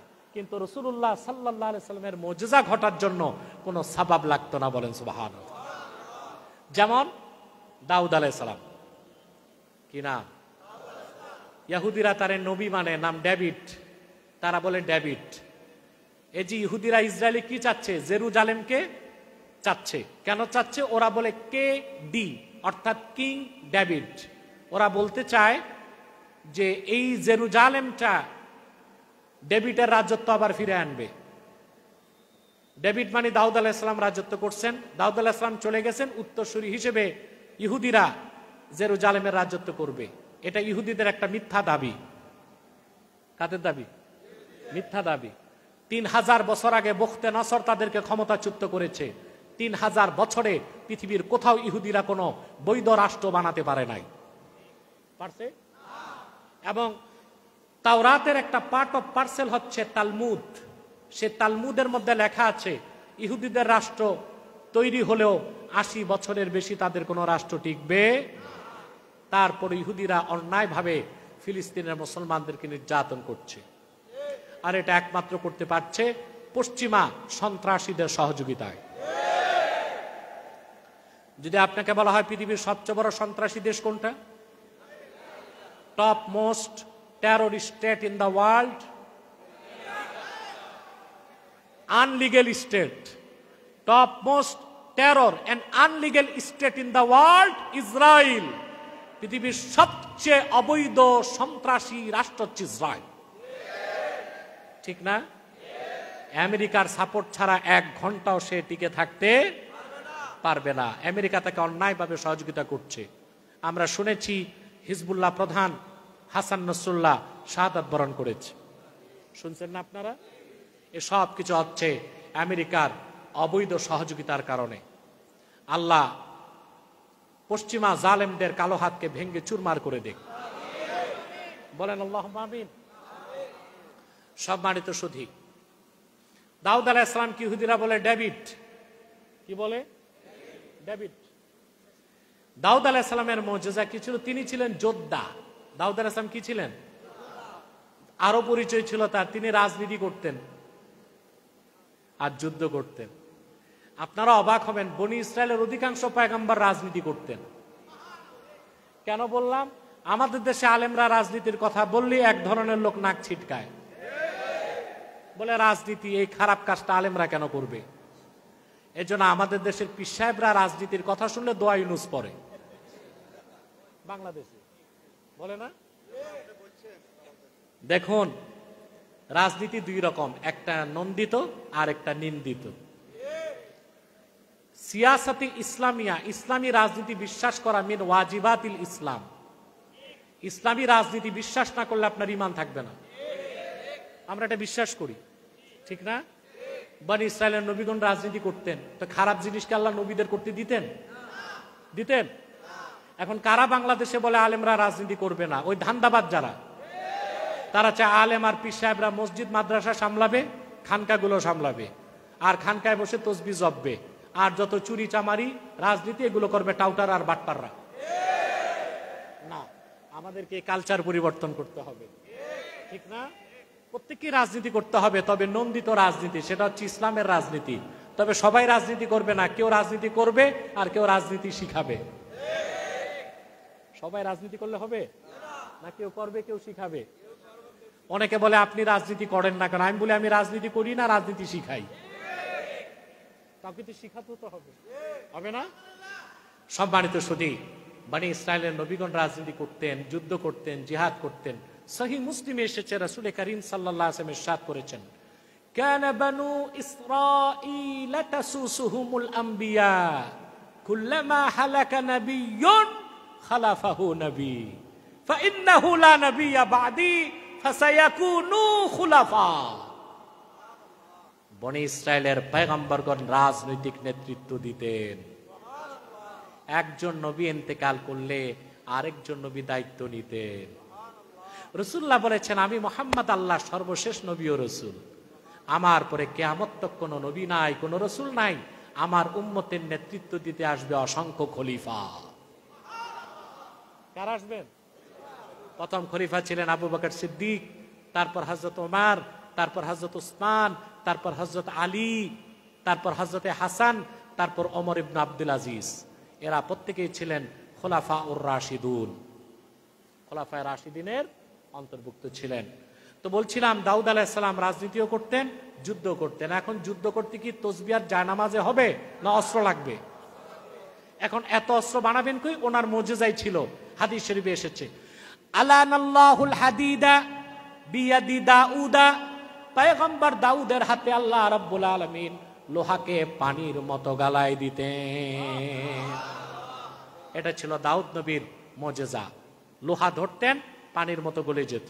আপনি লোহা গালাতে পারবেন? পারবেন? লোহা গালানো সহজ। অক্সিজেন আর অ্যাসিটিলিন দুইটা গ্যাসকে এক করলে তার নাম হয় অক্সি অ্যাসিটিলিন। এটার তাপমাত্রা 3300 ডিগ্রি সেলসিয়াস। এই তাপে লোহাকে কাটা যায়। আপনি যে ভাত খান, পানি গরম হয় 70 ডিগ্রি সেলসিয়াসে, ভাত রান্না হয় 100 ডিগ্রি সেলসিয়াসে, আর ওইটা হচ্ছে 3300 ডিগ্রি সেলসিয়াস। ওই তাপে লোহা গলে। আর দাউদ আলাইহিস সালাম দুই হাতে বিসমিল্লাহ বলে চাপ দিলেই লোহা পানির মতো গলে যেত। তো দাউদ আলাইহিস সালামের মুজিজা ঘটতে সাবাব লাগছে, ওটার নাম কি? লাগছে না? পয়গম্বর মুসা, তার 9টা মুজিজা ছিল, তার মধ্যে বড় মুজিজা ছিল তার আসা, লাঠি। কি? বেতের না বাঁশের? এই তো একটা তো বলবেন, বাঙালি আপনারা, না জানলেও বলতে হয়। কেমন লাঠি আল্লাহ কোরআন কারীমে বলে দিয়েছেন। মুসাকে আল্লাহ রাব্বুল আলামিন ফেরাউনের কাছে পাঠাবেন। ফেরাউন ছিল ওই যুগের সবচেয়ে বড় স্বৈরাচার। ফেরাউনের ভূখণ্ড ছিল 9.5 লক্ষ বর্গ মাইল। আর তার ঘোড়সওয়ার বাহিনী ছিল 80,000। ফেরাউনের আবার সবকিছু ছিল, উপদেষ্টা ছিল, তার রাজনৈতিক উপদেষ্টা ছিল হামান, তার প্রকৌশল বিজ্ঞান প্রযুক্তির উপদেষ্টা ছিল হুজান, তার অর্থ উপদেষ্টা ছিল কারুন। ওর সব উপদেষ্টা ছিল ফেরাউনের। এই উপদেষ্টা মন্ডলী এখনকার না, এটা পুরান কালের। এই যে এখন উপদেষ্টা মন্ডলী হয়েছে না, এইগুলো ফেরাউনের টাইমে ছিল। তো তার সব ছিল। এখন হযরত মূসাকে আল্লাহ পাঠাবেন ফেরাউনের কাছে খালি হাতে, এটা কি হয়? আল্লাহ মূসা নবীকে ডেকে বললেন, ওয়ামা তিলকা বিয়ামিনিকা ইয়া মূসা ক্বালা হিয়া আসাই আতাওয়াক্কাউ আলাইহা ওয়া আহুশু বিহা আলা গনামি ওয়া লিয়া ফিহা মাআরিব উখরা। মূসা তোর ডান হাতে কি? তিনি বলছেন, আল্লাহ আমার লাঠি। কথা তো এতটুকু চলতো। আল্লাহর সাথে কথা বলে মজা পাইছো তো, উনি বাহানা করে লম্বা করতেছে কথা। এতে ভর করে চলি, চারণভূমিতে পশু চড়াই, আরো বহুত কাজ করি। আল্লাহ বললেন, ক্বালা আলকিহা ইয়া মূসা ফাআলকাহা ফাইদা হিয়া হাইয়াতুন তাসআ। মূসা লাঠিটা ছাড়ো। তিনি ছেড়ে দিয়েছেন, লাঠি হয়ে গেল দ্রুত ধাবমানশীল এক সাপ। কত বড় সাপ! অন্য জায়গায় আল্লাহ বলেছেন সুবানুন আযীম, বিরাট অজগর সাপ, বিরাট অজগর সাপ, বিশাল এক সাপ হয়ে গেল। তারপরে মূসা আলাইহিস সালাম নিজেই ভয় পেয়ে 2 পাও পিছনে গেছেন, যেটা কি নিয়ে হাঁটছি এতক্ষণে, তো বিশাল সাপ। আল্লাহ বললেন, ক্বালা খুযহা ওয়া লা তাখাফ সানুঈদুহা সিরাতাহাল উলা। মূসা ভয় পেও না, তুমি ধরো, তুমি ধরলে এই লাঠিটাকে আমি তার পূর্বের সুরতে ফিরে আনবো। মূসা নবী লাঠি ধরলেন, সাপ ধরলেন, হয়ে গেল লাঠি। এবার ফেরাউনের কাছে যাইতে তার ভয় আছে? মূসা আলাইহিস সালাম চলে গেছেন, তার লাঠি আছে ইহুদিদের কাছে? যদি থাকতো ইহুদিরা ফিলিস্তিনের মুসলমানকে হত্যা করতে বোমা বানাইতো না, ওই লাঠি দিয়ে কাজ চালাই দিত। মূসা নবীর মুজিজা ঘটতে সবব লাগছে, ওটার নাম কি? হযরত ঈসা রূহুল্লাহ, ঈসা নবী আছে কই? এটা আমাদের বিশ্বাস। দাজ্জালকে হত্যা করতে আকাশ থেকে নামবেন, এটা ইসলামের মৌলিক বিশ্বাস। বিশ্বাস না করলে ঈমান থাকবে? ঈসা নবী আছে কই? ঈসা আলাইহিস সালামকে যখন ইহুদিরা হত্যা করতে গেল, ঈসাকে আল্লাহ আকাশে তুলে নিলেন, আর তার মতো একজনকে সাদৃশ্য দিলেন। ইহুদিরা তারে হত্যা করে বলে ঈসা শেষ। আল্লাহ কয় না, যেটা মারছো ঈসা না, এটা মিসা। ঈসা কই? কি আশ্চর্য! মুসলমান আছে ঈসানিয়া, খ্রিস্টানরা আছে মিসানিয়া। খ্রিস্টানরা কি নিয়ে আছে? কারণ ওদের বাইবেলের দ্য থিওরি অফ ক্রুসিফিকেশন, বাইবেলের একটা বিশ্বাস, ওরা মনে করে ঈসাকে ক্রুশবিদ্ধ করে হত্যা করা হয়েছে। ঈসা তো আকাশে, তাহলে ওরা আছে মিসানিয়া, আমরা ইসি ঈসানিয়া। ঠিকটাও ঠিক মতো করতে পারলেন না। আমাদের বিশ্বাস ঈসা নবী কিয়ামতের আগে আকাশ থেকে নামবেন, দামেস্কের জামে মসজিদের ছাদে দাজ্জালকে নিজ হাতে হত্যা করবেন। তবে তবে তবে নবী পরিচয় দিবেন না, তখন তিনি উম্মতে মুহাম্মদী পরিচয় দিবেন। সুবহানাল্লাহি বিহামদি। ঈসা আলাইহিস সালামের মুজিজা ছিল, তিনি মাটি দিয়া পুতলা বানায়া বিসমিল্লাহ বলে ফু দিতেন, বিসমিল্লাহ বলে ফু দিতেন, আর সেটা পাখি হয়ে আকাশে উঠত। ঈসা নবী আকাশে গেছেন, মূসা দুনিয়ার থেকে চলে গেছেন, দাউদ চলে গেছেন, কারো মুজিজা নাই। কিন্তু আল্লাহর আখির নবী মুহাম্মদ সাল্লাল্লাহু আলাইহি ওয়াসাল্লামের নবুয়ত রিসালাতের সবচেয়ে বড় প্রমাণ, ওনার সর্বশ্রেষ্ঠ মুজিজা কোরআন এখনো আছে না? না, সুবহানাল্লাহ। আল্লাহর আখির নবী মুহাম্মদ সাল্লাল্লাহু আলাইহি ওয়াসাল্লাম ১৫০০ বছর আগে বিদায় নিয়েছেন, কিন্তু ওনার সর্বশ্রেষ্ঠ মুজিজা কোরআন রেখে গিয়েছেন। এই কোরআন হচ্ছে মুজিজাতুন খালিদাতুন খাতিমাতুন সারমাদিয়াতুন ইলা ইয়াউমিল কিয়ামাহ। সুবহানাল্লাহ। আপনি ইসলাম জানতে চান, কোরআন থেকে সংজ্ঞা দিতে হবে। আল্লাহর তৌহিদের পরিচয় চান, কোরআনের কাছে আসতে হবে। রাসূলুল্লাহর রিসালাতের পরিচয় চান, কোরআনের কাছে আসতে হবে। ইসলাম যে মহাসত্য দিন তার সবচেয়ে বড় প্রমাণ কি? কোরআন ছাড়া ইসলামের ব্যাখ্যা নেওয়া যাবে? হাদিস ছাড়া ব্যাখ্যা নেওয়া যাবে? আমি আজকে অত্যন্ত দুঃখ ভারাক্রান্ত কণ্ঠে একটা কথা বলছি, ইসলাম ফাউন্ডেশনের কর্মকর্তারা আছেন এবং দেশের আলেম সমাজকেও বলছি, খুব সূক্ষ্ম একটা চক্রান্ত বাংলাদেশে চালু হয়েছে ইন্টেলেকচুয়াল ফোরামে, বুদ্ধিজীবী মহলে। এখন এক বুদ্ধিজীবী প্রচার করছে ঢাকা বিশ্ববিদ্যালয়ে, তারা আরবের ইসলাম চায় না, সুফিবাদী ইসলাম চায়। এই বুদ্ধিজীবীর সুরত দেখলে আমার কান্না আসে। সাদা কুর্তা, সাদা সালোয়ার, মাথায় কিম্ভূত কি মাকার টুপি, দাড়ি লম্বা আর মোচ অনেকটা ঢাকনার মতো তার মুখ ঢেকে রাখছে, দাঁত কয়টা গোনা যায় না, পিছনে সরস্বতীর মূর্তি, সামনে লালনের দোতরা। চিনছেন? আপনারা চিনলেই চলবে, নাম বলার দরকার নাই। আরে ভাই, কওয়ার টাইম আছে, টাইম মতো সবই বলবো। এই বুদ্ধিজীবী ঢাকা বিশ্ববিদ্যালয়ের ছাত্রদের ব্রেন ওয়াশ করে, বলে আমরা আরবের ইসলাম চাই না, সুফিবাদ ইসলাম চাই। মূর্খ মিয়া, বুদ্ধিজীবী হইছ, ইসলামের সৃষ্টি তো আরবে, আরবের বাইরে তো কোনো ইসলাম নাই। আছে? কেউ যদি বলে আমি মক্কার হজ চাই না, মক্কা ছাড়া হজ আছে? যদি বলে আমি মক্কার জমজম পানি চাই না, মক্কার বাইরে জমজম পানি আছে? যদি বলে আমি আরশে আজিমের অধিপতি আল্লাহকে মানি না, ওটা মুসলমান না কাফের? যে বলবে আমি মক্কার ইসলাম চাই না, নিঃসন্দেহে সে কাফের, ইসলামের অস্বীকারী। কারণ ইসলাম একদিনে আসে নাই, আদম আলাইহিস সালাম শুরু করছেন, আর ইসলাম চূড়ান্ত রূপ নিয়েছে ১৫০০ বছর আগে মুহাম্মদ সাল্লাল্লাহু আলাইহি ওয়াসাল্লামের কাছে কোরআন নাজিলের মাধ্যমে। রাসূলুল্লাহর কাছে কোরআন এসেছে মক্কাতুল মুকাররমায় ১৩ বছর, মদিনাতুল মুনাওয়ারায় ১০ বছর।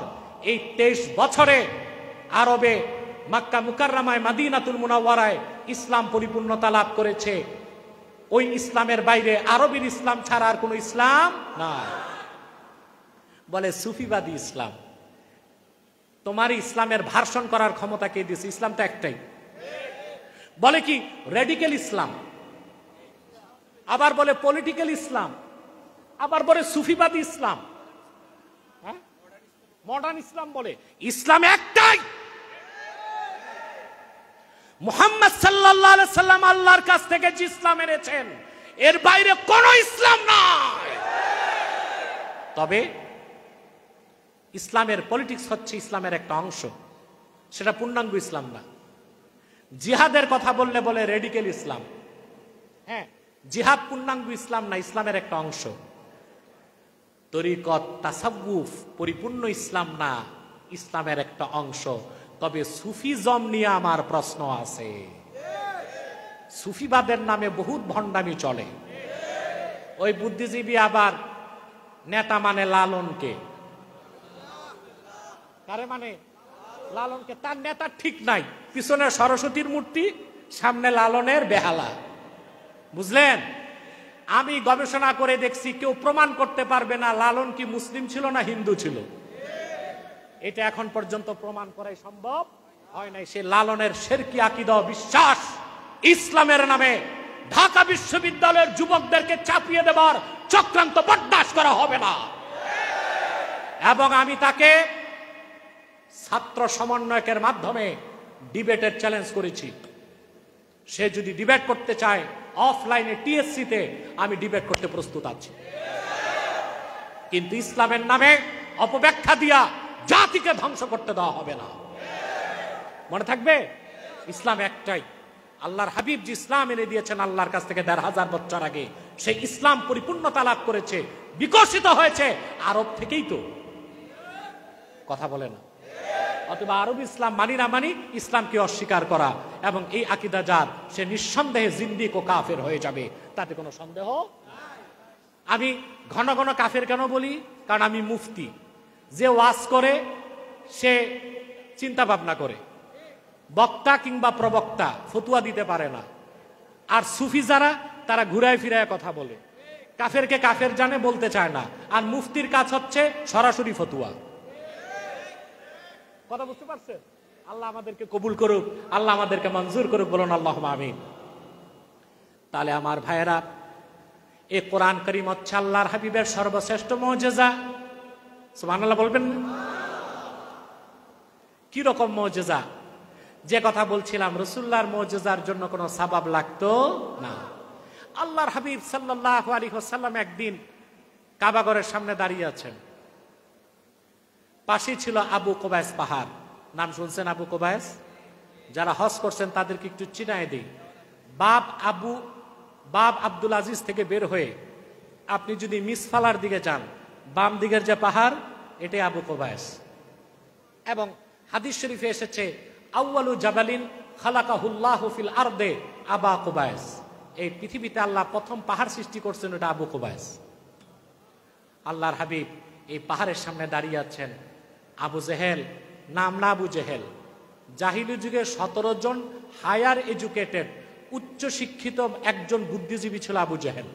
শুধু ঈমান না আনার কারণে হয়ে গেছে কি আবু জাহেল। কি হয়েছে? তার জ্ঞান বুদ্ধি ছিল। সে জানে রাসূলুল্লাহ যত মুজিজা দেখাইছেন দুনিয়ায়, ভূপৃষ্ঠে, আকাশে কোনো সবাব যায় না, কোনো সবাব। এই জন্য সে বলল, মুহাম্মদ সাল্লাল্লাহু আলাইহি সাল্লাম, আপনি যত মুজিজা দেখালেন দুনিয়াতে, মহাশূন্যে দেখান তো। রাসূলুল্লাহ বলেন, কি জানতে চাও, কি বলতে চাও? বলে, চাঁদকে 2 টুকরা করে দেখান। কারণ সে জানে ওখানে কোনো আসবাব বা সাবাব যেতে পারে না। আল্লাহর হাবিব শাহাদাত আঙ্গুলে ইশারা করলেন। কোরআন সাক্ষ্য দেয়, ইকতারাবাতিস সাআতু ওয়ানশাক্কাল কমর, কিয়ামত নিকটবর্তী হয়েছে। আর মুহাম্মদ সাল্লাল্লাহু আলাইহি সাল্লামের আঙ্গুলের ইশারায় চাঁদ 2 টুকরা হয়ে গেছে। রাসূলুল্লাহর মুজিজাগুলো ঘটার জন্য কোনো সাবাব লাগতো না। যত মুজিজা রাসূলুল্লাহ 1500 বছর আগে দেখিয়েছেন, ওই সব মুজিজার মধ্যে সর্বশ্রেষ্ঠ মুজিজা রাসূলুল্লাহর এই 30 পারা কোরআন। বলেন সুবহানাল্লাহ। এটা এমন এক মুজিজা, কিয়ামত পর্যন্ত অক্ষয় থাকবে, অম্লান থাকবে, এবং আল্লাহ তার হাবিবের মহাসত্যতার প্রমাণ এই কোরআন দিতেই থাকবে। বলেন সুবহানাল্লাহ। কথা বুঝতেছেন ভাই? এবার আসুন আমি ধীরে ধীরে বাকি কথাগুলো বলে ফেলি, রাত অনেক হয়ে গেছে। এই কোরআন কিরকম মুজিজা আমি তা ব্যাখ্যা দিয়েছি, ঠিক না? কথাটা আরেকটু স্পষ্ট করে দিচ্ছি। মুসা নবী যে আল্লাহর নবী ছিলেন, তাওরাত দিয়া প্রমাণ করা যাবে? কথা বলেন। সুযোগ নাই তো, কোনো সুযোগ নাই। কারণ তাওরাত তার অথেন্টিসিটি হারিয়ে ফেলছে। পৃথিবীতে এখন তাওরাত বলতে কিছু নাই। তাওরাত ওইটা ওল্ড টেস্টামেন্ট, আর ইনজিল হচ্ছে নিউ টেস্টামেন্ট। এই দুইটা মিলায় একটা জগা খিচুড়ির নাম হয়েছে বাইবেল। অবশ্যই এটার নাম দিছে বর্তমান খ্রিস্টানরা ইনজিল শরীফ।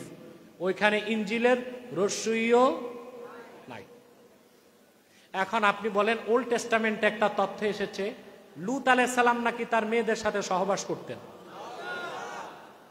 এই কথা যদি কোনো ধর্মগ্রন্থে থাকে, ওইটা কি আর আল্লাহর প্রেরিত ধর্মগ্রন্থ বলা যায়?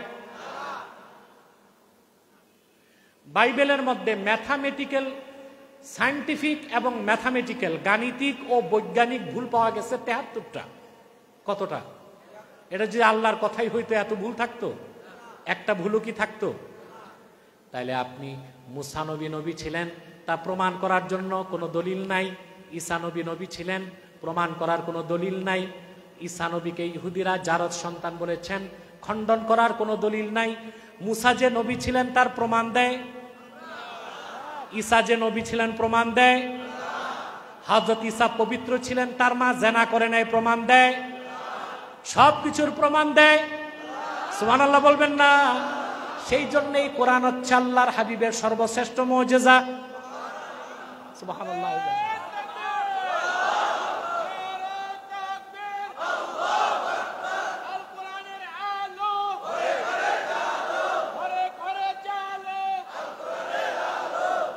এই কোরআন হচ্ছে আল্লাহর হাবিবের সর্বশ্রেষ্ঠ মুজিজা। আপনি লক্ষ্য করে দেখুন, আল্লাহর হাবিব সাল্লাল্লাহু আলাইহি ওয়াসাল্লাম ইরশাদ করেছেন, আল্লাহর হাবিব ইরশাদ করেছেন, সহিহ বুখারীর হাদিস, আল্লাহর পক্ষ থেকে যত নবী পূর্বে এসেছেন, সুবহানাল্লাহ, সকল নবীর দ্বারা মুজিজা ঘটত না? বুখারী শরীফের হাদিস। আল্লাহর হাবিব ইরশাদ করেছেন, মা মিনাল আমবিয়াই নাবিয়্যুন ইল্লা উতিয়া মা মিসলুহু আমানা আলাইহিল বাশার। আল্লাহর পক্ষ থেকে পূর্বে যত নবী এসেছেন প্রত্যেকের দ্বারা মুজিজা ঘটত, যে মুজিজা দেখে জনগণ তাদের উপর ঈমান আনত। রাসূলুল্লাহ বলেছেন, ওয়া ইন্নামা কানাল্লাযী উতিতু ওয়াহয়ান আওহাহু আল্লাহু ইলাইয়া। আর আমি মুহাম্মদ সাল্লাল্লাহু আলাইহি সাল্লামকে আল্লাহ তাআলা যে মুজিজা দিয়েছেন সেটা হলো আমার কাছে আল্লাহ ওহীর মাধ্যমে 30 পারা কোরআন নাজিল করেছেন। ফাআরজু আন আকুনা আকসারাহুম তাবিআন ইয়াউমাল কিয়ামা। আমি আশা করি কোরআন আমার মুজিজা হবার কারণে কাল কিয়ামতের দিন আমার উম্মতের সংখ্যা হাসর ময়দানে সবচেয়ে বেশি হয়ে যাবে। সুবহানাল্লাহ। আল্লাহর হাবিব বলেছেন, আমি মুহাম্মদ সাল্লাল্লাহু আলাইহি সাল্লামকে আল্লাহ সর্বশ্রেষ্ঠ যে মুজিজা দিয়েছেন তা হচ্ছে 30 পারা কোরআন। আমি আশা করি এই কোরআন আমার মুজিজা হবার কারণে কাল হাসর ময়দানে আমার উম্মতের সংখ্যা সবচেয়ে বেশি হয়ে যাবে, বলেন সুবহানাল্লাহ। এটা বিশ্বাস করেন? আজকে পৃথিবীতে আমরা 200 কোটি মুসলমান। কত? আল্লাহ আমাদেরকে কি দেন নাই? সব দিছেন, শুধু আমরা মুসলমান ঐক্যবদ্ধ হই না, এই জন্য মার খাই। বিশ্ব মানচিত্রে আমাদের 57টা রাষ্ট্র, জনসংখ্যায় আমরা 200 কোটি। আর total natural advantages of the world, সারা পৃথিবীর প্রাকৃতিক সম্পদের 70% বেশি আল্লাহ আমাদের পায়ের তলায় রাখছেন। আর সারা দুনিয়ার বেদিনদের দিচ্ছেন কয় পার্সেন্ট? কিন্তু পশ্চিমারা চোর, এজন্য ওরা যুদ্ধের নামে আমাদের দেশগুলোতে ঢুকে আর চুরি করে। যেমন ওরা ইরাকে ঢুকছে, পেট্রোল চুরি করছে, সিরিয়াতে ঢুকছে, তেল চুরি করছে, লিবিয়াতে ঢুকছে, তেল চুরি করছে। শুধু চুরির সুযোগ পায় না আফগানিস্তানে।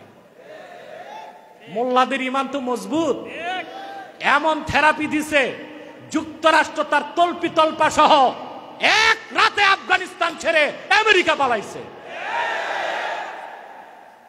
মোল্লাদের পাগড়ি দেখে ভাবছিল এগুলোর তো কুচে ফেলবো, ঠিক না? মোল্লাদের পাগড়ি আছে কিন্তু বড় অস্ত্র সিনায় ইমান আছে। এই যে পরাশক্তি পরাশক্তি বলে কেন? 4টা জিনিস থাকলে সুপার পাওয়ার হয়। কয়টা? মানি, টাকা, তারপরে হচ্ছে মাসল, তারপর হচ্ছে ম্যান্ডেট, সমর্থন, তারপর হচ্ছে মিডিয়া। কয়টা? এই 4টা থাকলে সেই দেশকে বলা হয় কি? পরাশক্তি। আমেরিকার মানি সবচেয়ে বেশি, তার বর্তমান রিজার্ভ হচ্ছে $23 ট্রিলিয়ন। কত? এটা গণতে পারবেন না ভাই। 1000 বিলিয়নে 1 ট্রিলিয়ন। ওর রিজার্ভ আছে কত? $23 ট্রিলিয়ন। এসব চুরির টাকা। কিসের টাকা? আমাদেরই তেল চুরির টাকা, আফ্রিকার কয়লা চুরির টাকা, আফ্রিকার গরিব দেশগুলোর হীরা চুরির টাকা। চুরির টাকা দিয়া ধনী হয়েছে, যাক, তাও তো ধনী তো হয়েছে, চুরি করে হোক। এই হচ্ছে তার মানি। তারপর তার মাসাল, এখনো পরাশক্তি, সে অস্ত্রের তার চেয়ে উপরে কেউ নাই। তার 2500 ফাইটার আছে, এয়ারক্রাফট ক্যারিয়ার আছে 12টা, পারমাণবিক বোমা আছে প্রায় 5500, রাশিয়ার একটু বেশি আছে, সবকিছু আছে তার। তারপর হচ্ছে তার মিডিয়া, আল জাজিরা ছাড়া সবগুলো মিডিয়া তার হাতের মুঠোয়। 4 নাম্বার ম্যান্ডেট। ম্যান্ডেট নিতে তার বাড়ির উঠানে সে জাতিসংঘ বানায় রাখছে। এই 4টা শক্তি তার কাছে, এই জন্য তাকে বলা হয় পরাশক্তি। কিন্তু এই পরাশক্তি যখন আফগানিস্তানে গেল, ধরা শক্তি হয়ে গেল। মোল্লাদের 4টার একটাও নাই, কিন্তু বড় শক্তি আছে, ওটা হচ্ছে স্পিরিচুয়াল পাওয়ার, ইমানের শক্তি। সেই শক্তির কাছে আমেরিকা পরাজিত হয়েছে, ঠিক কিনা বলেন? হয়েছে না? তো বলছিলাম যে আমাদেরকে আল্লাহ সম্পদ সবচেয়ে বেশি দিয়েছেন, আমরা 70% সম্পদের মালিক, আর ওদের আছে বাকি ওদের বেশি কেন? চুরি করছে। কাদেরটা? আমাদেরটা, ঠিক কিনা? আমরা আছি 200 কোটি মুসলমান, কি নাই আমাদের? সারা দুনিয়ায় ইহুদি আছে 1 কোটি। 1 কোটি ইহুদি মারতে তো আমাদের অস্ত্র লাগে না। 200 কোটি মুসলমান যদি এক হয়ে পেশাব করে, 1 কোটি ইহুদি ভূমধ্য সাগরে ভেসে যাবে। শুধু সমস্যা এক হইতে পারি না। সমস্যা কি? এক হইতে পারি না। এবার চিন্তা করে দেখেন, আল্লাহর হাবিব বলেছেন কোরআন আমার শ্রেষ্ঠ মুজিজা হবার কারণে কাল কিয়ামতের দিন আমার উম্মতের সংখ্যা হবে সবচেয়ে বেশি। হাদিস শরীফে এসেছে, রাসূলুল্লাহ বলেছেন, আল্লাহর হাবিব বলেছেন, আহলুল জান্নাতি ইশরুনা ওয়া মিআতু সাফফিন, হাসর ময়দানে 120টা কাতার হবে জান্নাতীদের। রাসূলুল্লাহ বলেছেন তার মধ্যে সামনের 80 কাতার হবে আমার উম্মত, উম্মতে মুহাম্মাদি। কাতার হবে কয়টা? শুধু বেহেশতীদের কাতার হবে 120টা। এটা ইমাম তিরমিজি আবওয়াবু সিফাতিল জান্নাহ বাবু মা জাআ ফি সিফাতি আহলিল জান্নাহ হাদিস নাম্বার 2546। তিরমিজির হাদিসে এসেছে বেহেশতীদের কাতার হবে হাসরে কয়টা? 80 কাতার হবে উম্মতে মুহাম্মাদি। বলেন সুবহানাল্লাহ। কারণ আরো জোরে, আরো জোরে। 2000 সাল থেকে 2024 সাল পর্যন্ত আফ্রিকাতেই 3 কোটি খ্রিস্টান ইসলাম গ্রহণ করে মুসলমান হয়েছে। কারণ ভারতে, আমেরিকাতে, ইউরোপে জোয়ারের পানির মতো মানুষ মুসলমান হচ্ছে। কারণ রাসূলুল্লাহ বলেছেন আমি কোরআন রেখে যাচ্ছি, আমার সর্বশ্রেষ্ঠ মুজিজা। আশা করি এই কোরআনের কারণে হাসরে আমার উম্মতের সংখ্যা সবচেয়ে বেশি হবে। বলেন সুবহানাল্লাহ। আপনি দেখেন, বাস্তবতায় আসেন। বিজ্ঞানের একটা সূত্র হচ্ছে বাস্তবকে বিশ্বাস করে। আমি বিজ্ঞান টিজ্ঞান বিশ্বাস করি না, মাঝে মধ্যে কোরআন হাদিসের সাথে সংঘর্ষ হয় না, ওই রকম বিজ্ঞানকে আমি সমর্থন করি সমর্থন করলে। আর যে বিজ্ঞান কোরআন হাদিসের সাথে কন্ট্রাডিকশন সৃষ্টি করে, ওই বিজ্ঞানকে আমি ছাতা দিয়েও মূল্য দেই না, মানার কোনো প্রয়োজন আমার নাই। বৈজ্ঞানিকভাবে দেখেন পৃথিবীতে প্রত্যেক ধর্মের লোকের সংখ্যা কমতেছে না? দেশ স্বাধীনের পর বাংলাদেশে হিন্দুদের সংখ্যা ছিল 12.5%, আরো বেশি ছিল 27%, তারপর হলো 12.5%, বর্তমানে হিন্দুদের সংখ্যা 6.5%। কত? কেন? আমরা কি কোনো একজন হিন্দুকে আঘাত করছি? পুশব্যাক করে ভারতে পাঠাইছি? ভারতে যেভাবে আমাদের মসজিদ শহীদ করা হয়, মুসলমানদেরকে হত্যা করা হয়, সেভাবে বাংলাদেশে তো করা হয় না। বরং অতি উৎসাহী কিছু ভাই তো এখন মন্দির পাহারা ঠিকাদারিও নিছে না? ভারতে কি মুসলমানকে সাহায্য করা হয়? সহযোগিতা করা হয়? আমরা কোনো হিন্দুকে মারি নাই। কিছু হিন্দু কলকাতা যে বাড়িঘর বানাইছে, বাকি হিন্দু কমলো কেন? জনসংখ্যা অধিদপ্তর গবেষণা করে দেখছে হিন্দুদের প্রজনন ক্ষমতা নাটকীয়ভাবে কমে যাচ্ছে। তো ফ্যাক্টরি ফিউজ হইলে আমরা করব কি? আমাদের করার কি আছে? কিছু আছে করা? সানাউল্লাহকে বসতে তো, আমাদের করার কিছু আছে? ইহুদিদের সংখ্যা কমতে কমতে এখন 1 কোটি হয়েছে। কত? আহা, নাস্তিকরা ইসলামকে বুঝতে চায় না। ইসলামের এক একটা দিক সূর্যের মতো উজ্জ্বল।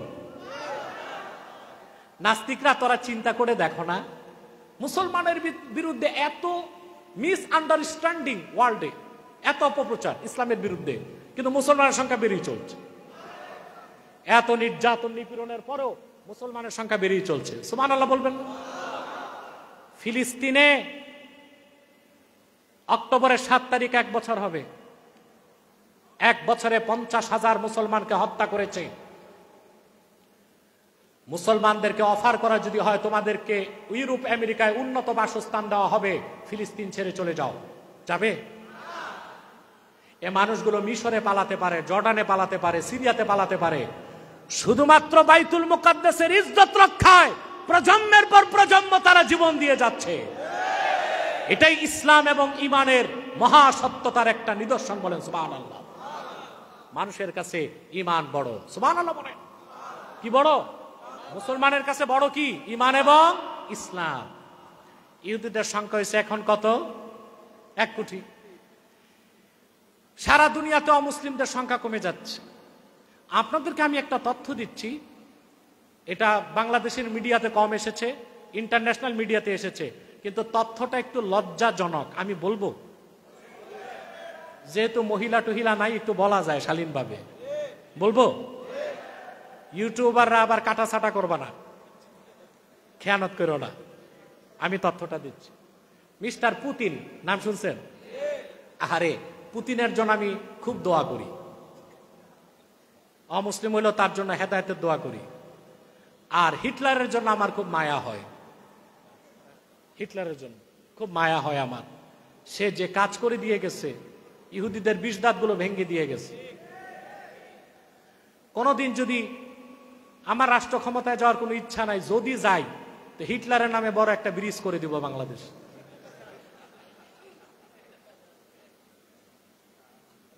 মিস্টার পুতিন, আমি তার জন্য দোয়া করি। পশ্চিমা কুকুরগুলোকে সামলাতে পুতিনের মতো একটা মুগুর দরকার ছিল। তথ্যটা মিস্টার পুতিনের। পুতিন গত 2 দিন আগে রাষ্ট্রীয় ফরমান জারি করছে, লজ্জাজনক কথা তা বলছি।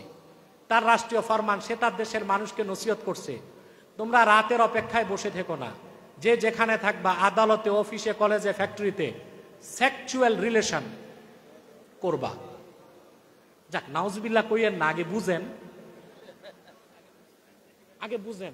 পত্রিকায় পাইছেন? এটা টক অফ দ্য ওয়ার্ল্ড। সে বলছে যে আপনারা রাতে বিবির কাছে যাবেন, ওই অপেক্ষা করেন না, দেরি হবে। তো কি করতে হবে? যে যেখানে আছেন ফিজিক্যাল রিলেশন করেন।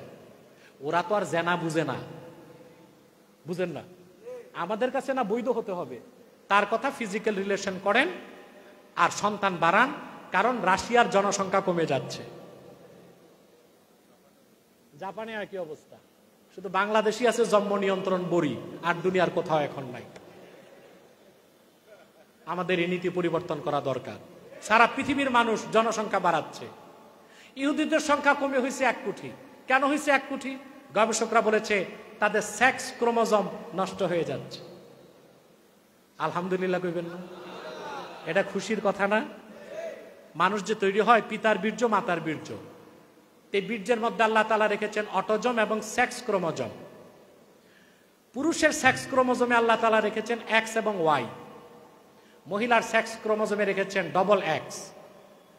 স্বামী স্ত্রী একত্রিত হলে পুরুষের এক্স ওয়াই থেকে যখন ওয়াই যায়, আর মহিলার 2X থেকে এক্স যায়, এক্স ওয়াই মিলে ছেলে সন্তান জন্ম নেয়।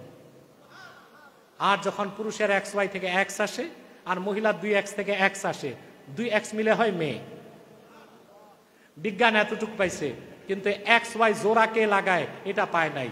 এই তথ্য কোরআন দিয়েছে আর রাসূলুল্লাহর হাদিস দিয়েছে 1500 বছর আগে। আল্লাহর হাবিব বলেছেন, বুখারীর হাদিস, মুআজাম তাবারানীতে এসেছে, কোন স্বামী যখন স্ত্রীর সাথে মিলিত হয়, তার বীর্যের প্রথম ফোঁটা মায়ের রেহেমে ঢুকলে আল্লাহর পক্ষ থেকে একজন কারিগর ফেরেশতা মায়ের পেটে চলে আসে। আল্লাহর হুকুমে সেই ফেরেশতা, আল্লাহ যখন বলেন ছেলে বানাও, তখন সে পিতার এক্স ওয়াই থেকে ওয়াই নেয়, মায়ের ডবল এক্স থেকে এক্স নেওয়া জোড়া লাগায়, সন্তান ছেলে হয়ে যায়। আর আল্লাহ যখন বলেন মেয়ে বানাও, ফেরেশতা এক্স ওয়াই থেকে এক্স নেয় আর মেয়ের 2X থেকে এক্স নেয়, 2X জোড়া লাগায় দিলে মেয়ে হয়ে যায়। বিজ্ঞান কোরআন থেকে বহুত পিছে, কোরআন হাদিস থেকে বিজ্ঞান অনেক পিছনে আছে। ওটা আমার বিজ্ঞান ভিত্তিক অনেক আলোচনা আছে, ওগুলো ইউটিউবে দেখে নেবেন, আজকে আর বলছি না। তো সারা দুনিয়ায় মানুষ কমতেছে অমুসলিমরা, আর মুসলমানের সংখ্যা বাড়তেছে। কারণ আল্লাহর হাবিব মুহাম্মদ সাল্লাল্লাহু আলাইহি ওয়াসাল্লাম 1500 বছর আগেই ঘোষণা দিয়েছেন, কোরআন আমার সর্বশ্রেষ্ঠ মুজিজা। এই জন্য আমি আশা করি কাল কিয়ামতের দিন আমার উম্মতের সংখ্যা সবচেয়ে বেশি হবে। মুসলমানের সংখ্যা বেড়ে চলছে, এই জন্যই তো কাফেররা মুসলমানের মধ্যে অবিশ্বাস সৃষ্টি করতে আর অমুসলিমদের মধ্যে ইসলাম সম্পর্কে ঘৃণা সৃষ্টি করতে কি করে? আল্লাহর শানে বেয়াদবি করে, আল্লাহর হাবিবের শানে বেয়াদবি করে, কোরআন বিরোধী কাজ করে, কোরআনে আগুন লাগায়। দেখছেন না, ন্যাক্কারজনক ঘটনা ঘটেছে ভারতে। এক হিন্দু পণ্ডিত সাধু নামের নরাধম, ওটার নামটা নিতে আমার লজ্জা লাগে, কি নাম যেন, রামগিরি মহারাজ। ও আল্লাহর হাবিবের আরশচুম্বী সম্মান মর্যাদার বিরুদ্ধে মারাত্মক বেয়াদবি করছে।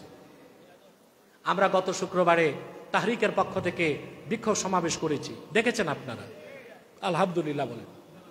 আমরা বলেছি সেই সাধু বা ব্রাহ্মণের আমরা মৃত্যুদণ্ড চাই। চান না আপনারা? চান না আপনারা? আমরা মৃত্যুদণ্ড চাই।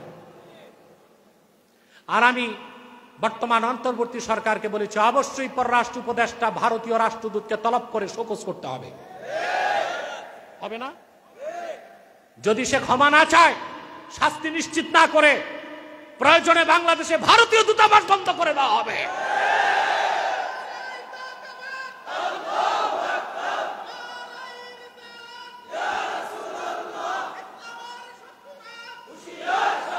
বাংলাদেশ চলতে ভারতের দরকার নাই, কিন্তু বাংলাদেশকে বাদ দিলে ভারতকে ভিক্ষার থালি হাতে নিতে হবে। আমার দেশের পয়সায় পশ্চিম বাংলা চলে। আমার দেশের রুগী না গেলে তার হসপিটালগুলো বন্ধ, রেস্টুরেন্টগুলো বন্ধ, পর্যটন কেন্দ্র বন্ধ। আমার দেশের ইলিশ মাছ ছাড়া তার পূজা হয় না। আমরা ইলিশ খাওয়ায় তেল দিব আর ওনারা আমাদের ইমানে আঘাত করবে, এগুলো সামনে চলবে না।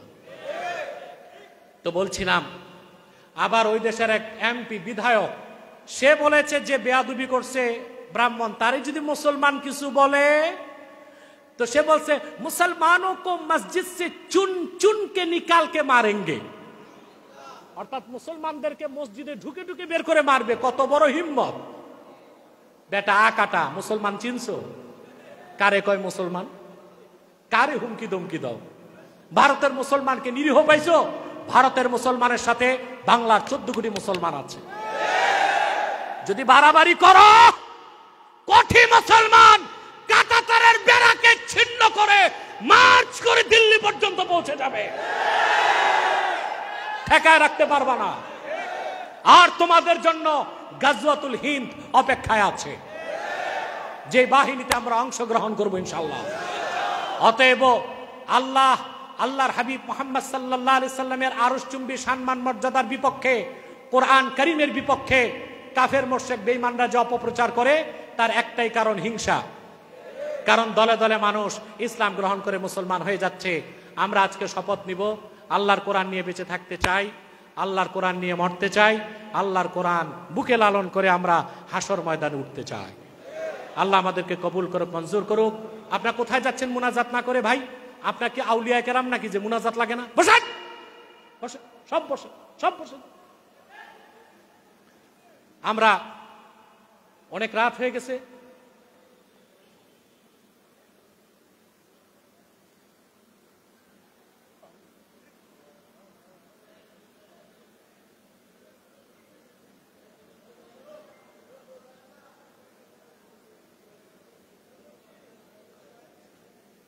কয়েকটা প্রশ্ন এসছে, যদি বলেন আমি উত্তর দিয়ে দিই। সাদাকাল্লাহুল আযীম ওয়া সাদাকা রাসূলুহুন নবিয়ুল কারীম ওয়া নাহনু আলা যালিকা মিনাশ শাহিদিন ওয়াশ শাকিরিন ওয়ালহামদুলিল্লাহি রাব্বিল আলামিন। আমি উত্তরগুলো দিচ্ছি ইনশাআল্লাহ। তার আগে আপনাদেরকে বলবো যে আপনারা বিভিন্ন দল মতের লোক এখানে আছেন, ঠিক না? কিন্তু কখনো কোনো অবস্থায় দলাদলি করে আপনারা মুসলমানের ক্ষতি করবেন না। এই যে ফাউন্ডেশনের কত সুন্দর উদ্যোগ, বিভিন্ন মাসলাকের আলেমদেরকে তারা দাওয়াত করে, এটা হচ্ছে একটা ঐক্যের প্রতীক। কিসের প্রতীক? আমি ফাউন্ডেশন কর্তৃপক্ষকে খুবই অন্তরের অন্তঃস্থল থেকে মুবারক জ্ঞাপন করছি। আল্লাহ তাআলা তাদের এই মহৎ উদ্যোগকে কবুল করুক, মঞ্জুর করুক, বলুন আল্লাহুম্মা আমিন। আপনার যদি বিভেদ সৃষ্টি করে নিজেদের মধ্যে দ্বন্দ্ব সংঘাত বাড়ান, তা দেখা যাবে কাফের মুশরিক সুযোগ নেবে। মাসলাক নিয়ে দ্বন্দ্ব কখনো করবেন না।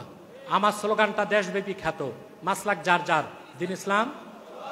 জোরে বলেন, মাসলাক যার যার, দিন ইসলাম সবার। আপনি কিয়ামত তক ওয়াজ করলো আমার মাসলাক আমি ছাড়বো না, আর আমি কিয়ামত তক ওয়াজ করলো আপনার মাসলাক আপনি ছাড়বেন না। আমার মাসলাক আমার কাছে, তোমারটা তোমার কাছে। ইসলামের মৌলিক স্বার্থে আমরা এক হয়ে যাব। আপনারা কিসের ঝগড়া করেন টুপি নিয়া, কে 5 কুল্লি, কে 3 কুল্লি, কে 7 কুল্লি মিয়া, এই ঝগড়া করতে করতে কল্লাই থাকবে না, তো টুপি লাগাবা কই? আমরা মৌলিক স্বার্থে সব এক হয়ে যাব, পারবো না ইনশাআল্লাহ? আল্লাহ আমাদেরকে কবুল করুক। আল্লাহ আমাদেরকে মঞ্জুর করুক। বলুন আল্লাহুম্মা আমিন। আর জোরে বলেন আল্লাহুম্মা আমিন। আমি আর আপনাদের কষ্ট দিচ্ছি না, কয়েকটা প্রশ্নের উত্তর দিয়েই আমি মুনাজাত করে দিচ্ছি ইনশাল্লাহ। এখানে এক ভাই প্রশ্ন করেছেন, যথাবিহিত সম্মান পূর্বক একটি প্রশ্ন। আমার একটি জানার বিষয় হলো 12 রবিউল আউয়াল আসলে দেখা যায় পিকআপে করে বক্স সাজিয়ে মিছিল করা হয়, আসলে তা কি কোনো সাহাবা থেকে প্রমাণিত আছে? যদি দয়া করে জানাবেন, এ ব্যাপারে সঠিক উত্তর দিবেন। আপনি খুব সুন্দর প্রশ্ন করেছেন। দেখুন, সাহাবা একরাম থেকে যদি জশ্নে জুলুস করার নিয়ম থাকতোই তাহলে আর ঝগড়া থাকতো? সুন্নত হইতো। কি হইতো? যেহেতু সাহাবা একরাম থেকে প্রমাণ নাই, তাবিনদের থেকে প্রমাণ নাই, সেজন্যই তো এটা নিয়ে ঝগড়া আছে। কেউ বলে মুবাহ, কেউ বলে মুস্তাহাব, কেউ বলে বেদাত, ঠিক না? অথবা সাহাবা একরাম করছেন কিনা এই প্রশ্নই আসে না। যদি করতেন তার ঝগড়া থাকতো না, এটা কমসে কম মুস্তাহাব হইতো। কি হইতো? এখন করা যাবে কি যাবে না, এটা একটা প্রশ্ন, ঠিক না? ইজ্জুদ্দিন ইবনে আব্দুস সালাম রাহমাতুল্লাহ, যিনি ইমাম সিউতির উস্তাদদের উস্তাদ, তার একটা সংজ্ঞা হচ্ছে কুল্লু মা উহদিসা ইউখালিফুল কুরআন ওয়াস সুন্নাহ ওয়া ইজমা আস-সাহাবা ওয়া আসরা আস-সাহাবাতি ওয়া ইজমা আল উম্মাহ ফাহিয়া বিদআতুন মাজমুমাতুন। যদি নবাবিষ্কৃত কোনো কাজ কোরআনের বিপক্ষে যায়, হাদিসের বিপক্ষে যায়, সাহাবা একরামের আমলের বিপক্ষে যায়, ইজমাই উম্মতের বিপক্ষে যায়, সেটা বেদাতে সাইয়্যা। বিপক্ষে যাবে তখন যখন নিষেধ পাওয়া যাবে। কি পাওয়া যাবে? এখন সাহাবা একরাম র্যালি করেন নাই, করা যাবে না, নিষেধও করেন নাই, বিষয়টা এরকম না? 2 নাম্বার বেদাতে সাইয়্যা কোনটা? কুল্লু মা উহদিসা। বেদাতে হাসানা কোনটা? কুল্লু মা উহদিসা লা ইউখালিফুল কুরআন ওয়াস সুন্নাহ ওয়া আসরা সাহাবা ওয়া ইজমা আল উম্মাহ ফাহিয়া বিদআতুন হাসানাতুন মাহমুদা। প্রত্যেক সেই আমল যা কোরআনের বিপক্ষে যায় না, হাদিসের বিপক্ষে যায় না, ইজমায়ে সাহাবার বিপক্ষে যায় না, ইজমায়ে উম্মতের বিপক্ষে যায় না, আসরু সাহাবার বিপক্ষে যায় না, ওই কাজটা যদি দেখতে ভালো মনে হয় তাহলে অবশ্যই সেই কাজটা বেদাতে হাসানার অন্তর্ভুক্ত। বুঝতে পারছেন? এখন আপনাদের কাছে প্রশ্ন, এই যে আমরা তাফসিরুল কোরআন নামে মাহফিল করি, সাহাবা একরাম করতেন এইভাবে? কথা বলে না। তাবিনগণ ওনারা কোরআন শরীফের তাফসির করতেন মসজিদে, আর সেটা হতো মুদারাসাতুল কোরআন। কিন্তু আমরা মূল মাকসাদ কি? কোরআনের প্রচার করা। এজন্য আমরা তাফসির মাহফিল করি না, এটা তো বেদাতে হাসানার অন্তর্ভুক্ত। সাহাবা একরাম কি সিরাতুন নবী সাল্লাল্লাহু আলাইহি ওয়াসাল্লাম ব্যানারে কোনো মাহফিল করেছেন? আমরা কেন করি? আল্লাহর হাবিবের আজমতের কথা, সিরাতের কথা আলোচনা করার জন্য। এটাও বেদাতে হাসানার অন্তর্ভুক্ত। ঠিক সেভাবে যদি কেউ শরীয়তের গণ্ডির মধ্যে থেকে ঈদে মিলাদুন নবী সাল্লাল্লাহু আলাইহি ওয়াসাল্লামের স্মরণে ১৫০০ বছর পরে কোনো নাজায়েজ কাজ, হারাম কাজ না করে, গানবাদ্য ঢোল ডক্কর না পিটিয়ে যদি শুধু নাচ শরীফ পরে আর র্যালি করে, তাতে কোনো সমস্যা নেই। তবে আমাদের দেশে একটা বেদাতি কাজ পীরেরা করে। দেখা যায় যিনি পীর সাহেব সভাপতিত্ব করে, ওনারে ফুল দিয়া সাজায়, তারপর পীর সাহেব ট্রাকের উপর দাঁড়ায়। কেন বেটা পীর সাহেব? আল্লাহর হাবিবের মিলাদের স্মরণে জুলুস হচ্ছে, তুমি ফুল দিয়া ট্রাকে উঠছো কেন? তুমি কত বড় বেয়াদব! নামো! জনগণ যেভাবে হাঁটে সেইভাবে তুমিও হাঁটো, তাহলে ঠিক আছে। কিন্তু পীরের যে ফুল দিয়া সাজায় যেটা করে, এটা একটা গর্হিত অপরাধ। যাক, বুঝছেন তো? বলো, বিভিন্ন জায়গায় যে হক্কানি অলিগণের মাজার ভাঙতেছে, বিশ্ব ইসলামের ফয়সালা কি? দেখুন ভাই, আল্লাহওয়ালা বুজুর্গ ব্যক্তির মাজার যেখানে, ওখানে ভাঙ্গা, হাত দেওয়া চরম বেয়াদবি। তবে যে মাজারগুলোতে শিরক হয়, বেদাত হয়, কুফরি কাজ হয়, ওগুলোতে আপনারা কমিটি করে দিবেন যেন শরীয়ত বিরোধী কোনো কাজ না হয়। শুধু জিয়ারত হবে। কি হবে? জিয়ারত হবে। আর যদি কেউ সাজদা করে, ব্যক্তিগতভাবে ওই শয়তানটারে দৌড়া লাগান। কেউ যদি যায় কি করে? কপাল ঘষে, সাজদা করে, শিরক করে, ওইটারে ধইরা প্রয়োজনে লটকায়া দৌড়া লাগায় দেন। এটা হবে কাজের কাজ। কিন্তু তাই বলে আল্লাহর ওলিদের মাজারগুলো ভেঙে ফেলবেন, এটা একটা চরম বেয়াদবি এবং গর্হিত অপরাধ। এই কাজটি কখনো করার চেষ্টা করবেন না। তাতে প্রশ্ন চলে আসে যে আপনারা মন্দির পাহারা দিবেন, ওইখানে কি সেরেক হয় না? না বড় সেরেক হয়? তা আল্লাহর ওলিদের মাজারগুলো কেন ভাঙবেন? বরং ওখানে সংস্কার করতে পারেন, ওখানে কমিটি বানায় দিতে পারেন, ভালো মানুষ নিয়োগ দিতে পারেন, যেন ওখানে আগরবাতি মোমবাতি না থাকে, কেউ যে জন্য সাজদা না করে। এটাই উত্তম না? এটাই ভালো কাজ না? শাতেমে রাসূল সাল্লাল্লাহু আলাইহি সাল্লাম আল্লাহর হাবিবের আরশচুম্বী সম্মানের বিপক্ষে কথা বলেছে যে কুলাঙ্গার কাফের রামগিরি মহারাজ, শরীয়তের দৃষ্টিকোণ থেকে তার একমাত্র শাস্তি মৃত্যুদণ্ড। আমরা তার মৃত্যুদণ্ড চাই, দিতেই হবে। যদি না দেওয়া হয়, কোনো একদিন মুসলমানের সুযোগ আসবে, মুসলমান নিজ হাতেই কুলাঙ্গারটা বেঁচে থাকলে তার ফাঁসি নিশ্চিত করবে ইনশাআল্লাহ। আল্লাহ আমাদেরকে কবুল করুক, আল্লাহ আমাদেরকে মঞ্জুর করুক। আমার 3টি কিতাব স্টেজে এসেছে। নির্বাচিত তাফসির প্রথম খণ্ড সূরা ফাতিহার তাফসির, নির্বাচিত তাফসির দ্বিতীয় খণ্ড সূরা ইখলাস ও সূরা ইনশিরাহের তাফসির, আর ইন্নামাল আমালু বিন্নিয়াত বুখারী শরীফের প্রথম হাদিসের ব্যাখ্যা। যারা পারেন নিয়ে যাবেন। আমি মুনাজাত করব, তা আসুন একটু সালাত ও সালাম পরে দোয়া করি, যেন আল্লাহ আমাদের দোয়াকে কবুল করেন। মহব্বতে সাল্লাল্লাহু আলা মুহাম্মদ সাল্লাল্লাহু আলাইহি ওয়াসাল্লাম, সাল্লাল্লাহু আলা মুহাম্মদ সাল্লাল্লাহু আলাইহি ওয়াসাল্লাম। ইয়া নবী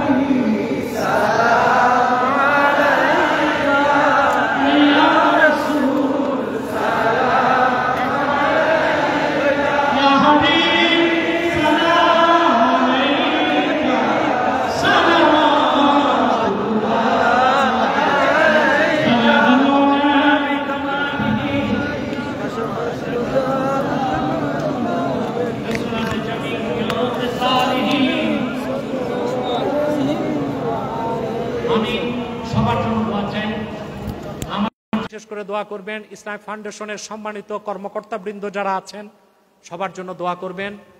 বিশেষ করে আমার সাথে কিছু মেহমান আছে, আমার মেজো ভাই, আমার ছোট ভাই মাওলানা মুফতি সানাউল্লাহ, আর অনেকে আছেন। ডক্টর ইমরান হোসেন কোথায়? ইমরান সাহেব চলে গেছে নাকি? যিনি ইসলামিক ইন্টেলেকচুয়াল ফোরামের দায়িত্বে আছেন। সবার জন্য দোয়া করবেন, আল্লাহর জন্য কবুল করেন, মঞ্জুর করেন। দোয়া করে দিই। সভাপতি সাহেব কিছু বলবেন? কারো কোনো বক্তব্য নাই? ربنا ظلمنا أنفسنا وإن لم تغفر لنا وترحمنا لنكونن من الخاسرين ربنا لا تزغ قلوبنا بعد إذ هديتنا وهب لنا من لدنك رحمة إنك أنت الوهاب واعف عنا واغفر لنا وارحمنا وكفر عنا سيئاتنا وتوفنا مع الأبرار আল্লাহ তাআলা পবিত্র ঈদ মিলাদুন নবী সাল্লাল্লাহু আলাইহি ওয়াসাল্লাম স্মরণে ব্যানারে ইসলামিক ফাউন্ডেশন বাংলাদেশ কর্তৃক আয়োজিত পক্ষকালব্যাপী বরকতপূর্ণ অনুষ্ঠানের আজকে 14তম দিনে তোমার অসংখ্য আশেক বান্দা নিয়ে হাত তুলেছি আল্লাহ। এতগুলো মানুষের মধ্যে যার দুটো হাত তোমার ভালো লাগে আল্লাহ, তার দুটো হাতের বিনিময়ে আমাদের জিন্দেগীর সব গুনাহ তুমি মাফ করে দাও। হৃদয়ের গভীর থেকে দোয়া করি আল্লাহ, তোমার আখিরি নবী নূর নবী জি আমার মুহাম্মদ সাল্লাল্লাহু আলাইহি ওয়াসাল্লাম আজ থেকে ১৫০০ বছর আগে দুনিয়ার থেকে বিদায় নিয়েছেন। হায়াতুন নবী হিসেবে জান্নাতুল ফেরদাউস রওজা মুবারকে বিশ্রাম নিয়েছেন। আল্লাহ জীবনে একবার তোমার আখিরি নবী নূর নবী জি আমার মুহাম্মদ সাল্লাল্লাহু আলাইহি ওয়াসাল্লামের জান্নাতুল ফেরদাউস রওজা মুবারকে উপস্থিত হয়ে গো আল্লাহ, তোমার হাবিবের নূরের কদমে দরুদ ও সালামের হাদিয়া দেবার আগে আল্লাহ তুমি ডাক দিও না। আল্লাহ একবার বা একাধিকবার যারা সোনার মদিনায় নূরের মদিনায় যেতে পেরেছি আল্লাহ, জীবনে বারবার তুমি তোমার আখিরি নবী নূর নবীজি মুহাম্মদ সাল্লাল্লাহু আলাইহি সাল্লামের নূরের শহর মদিনাতুল মুনাওয়ারা জিয়ারতের জন্য তাদের কপালটা খুলে দাও। হৃদয়ের গভীর থেকে দোয়া করি আল্লাহ, তোমার আখিরি নবী নূর নবীজি আমার মুহাম্মদ সাল্লাল্লাহু আলাইহি ওয়াসাল্লামের নূরের চেহারা মোবারক স্বপ্ন একবার দেখে গো আল্লাহ, জান্নাত ওয়াজিব হবার আগে তুমি ডাক দিও না। একবার বা একাধিকবার যারা তোমার আখিরি নবী নূর নবীজি আমার মুহাম্মদ সাল্লাল্লাহু আলাইহি ওয়াসাল্লামের নূরের চেহারা মোবারক স্বপ্নে দেখার সৌভাগ্য লাভ করেছে আল্লাহ, জীবনে বারবার দেখার জন্য তাদের কপালটা তুমি জান্নাতি কপাল বানায় দাও। আল্লাহ আমাদের অনেকের বাবা নাই, অনেকের মা নাই, অনেকের বাবা মা একজনও নাই। যত মানুষের বাবা মা দুনিয়া থেকে বিদায় নিয়ে অন্ধকার কবরে চলে গেছে আল্লাহ, সকল মুসলমান বাবা মার কবরকে তুমি দয়া করে জান্নাতের বাগান বানায় দাও। আল্লাহ ইসলামিক ফাউন্ডেশনের দায়িত্বে যারা আছে কর্মকর্তা কর্মচারী বৃন্দ আল্লাহ, তাদের প্রত্যেককে তুমি দক্ষ যোগ্য বানিয়ে দাও, পরিপূর্ণ ইখলাস দান করো, যেন ইসলামের রোশনি আলোকে সারা বাংলাদেশে তারা ছড়িয়ে দিতে পারে বিভিন্ন অঙ্গনে বিভিন্ন আঙ্গিকে খেদমতের মাধ্যমে। আল্লাহ ইসলামিক ফাউন্ডেশনকে হেদায়েতের কাজের জন্য বাংলাদেশে মাইলস্টোন বানায় দাও, আলোকবর্তিকা হিসেবে যেন কাজ করতে পারে সংস্থায় প্রতিষ্ঠান। সকল প্রকার স্বজন প্রীতি দল প্রীতি থেকে মুক্ত রেখে এক ঝাঁক মমিন মুসলমানের নেতৃত্বে এ ফাউন্ডেশনকে পরিচালনার তৌফিক তুমি দান করো। আল্লাহ এখানে যারা সহযোগিতা করেছে তাদের সকলের তুমি মেহনতকে কবুল করো। আল্লাহ আমাদের জিন্দিগির গুনাহগুলো মাফ করে দাও। আল্লাহ যাদের বাবা নাই মা নাই আত্মীয় স্বজন নাই ইমানের সাথে বিদায় নিয়েছে তাদের কবর আযাবগুলো মাফ করে দাও। আল্লাহ আমার দেশের যুবকগুলোকে তুমি দিনদার বানায় দাও, প্রত্যেক যুবককে খাঁটি ইমানদার বানায় দাও, সহিহ আকীদার ধারক বানায় দাও, আহলুস সুন্নাল জামাতের অনুসারী বানায় দাও। আল্লাহ খাতমে নবুয়ত আন্দোলনের সৈনিক বানায় দাও। আল্লাহ প্রত্যেক যুবককে খাঁটি ইমানদার বানায় দাও। যাদের চাকরি আছে চাকরিতে সফলতা দান করো, যাদের ব্যবসা আছে ব্যবসায় বরকত দান করো, যারা প্রবাসে আছে তাদের প্রবাস জীবনকে মঙ্গলময় করে দাও। আল্লাহ জাতীয় মসজিদ বাইতুল মুকাররমকে সকল প্রকার সহিংসতা থেকে সন্ত্রাস থেকে দল প্রীতি স্বজন প্রীতি থেকে রক্ষা করো। এসব কিছুর ঊর্ধ্বে থেকে সম্পূর্ণ ইনসাফ ভিত্তিক যেন নামাজ জুমা খুতবা ও দিনের কাজ হয়, তুমি তোমার কুদরতি ভাবে সেই সাহায্য করো আমাদেরকে। ভাইয়েরা আমার, একটি মিনিট সময় ছেড়ে দিলাম, চক্ষুটা বন্ধ করুন, দিলটা নরম করুন। আল্লাহর আখিরি নবী নূর নবীজি আমার মুহাম্মদ সাল্লাল্লাহু আলাইহি ওয়াসাল্লামের ওসিলা ধরে আল্লাহর কাছে চান, যা চাইবেন তাই পেয়ে যাবেন। যদি মুনাজাতে সারা জীবনের গুনার কথা মনে করে 2 ফোঁটা চোখের পানি ছেড়ে দিয়ে আমার আল্লাহর কাছে আত্মসমর্পণ করতে পারেন, জিন্দেগীর সব গুনাহ মাফ হয়ে যাবে, আল্লাহর ওলির খাতায় নাম উঠে যাবে।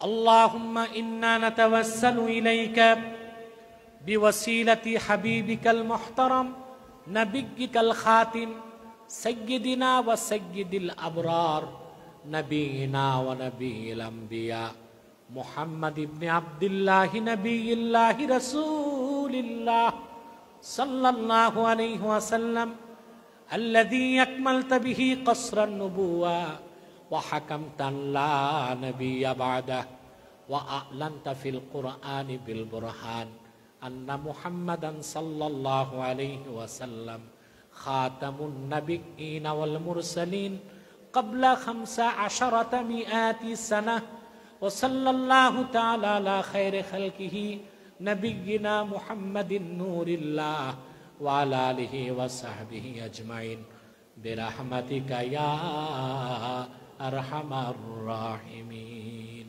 আসসালামু আলাইকুম ওয়া রাহমাতুল্লাহি তাআলা ওয়া বারাকাতুহু।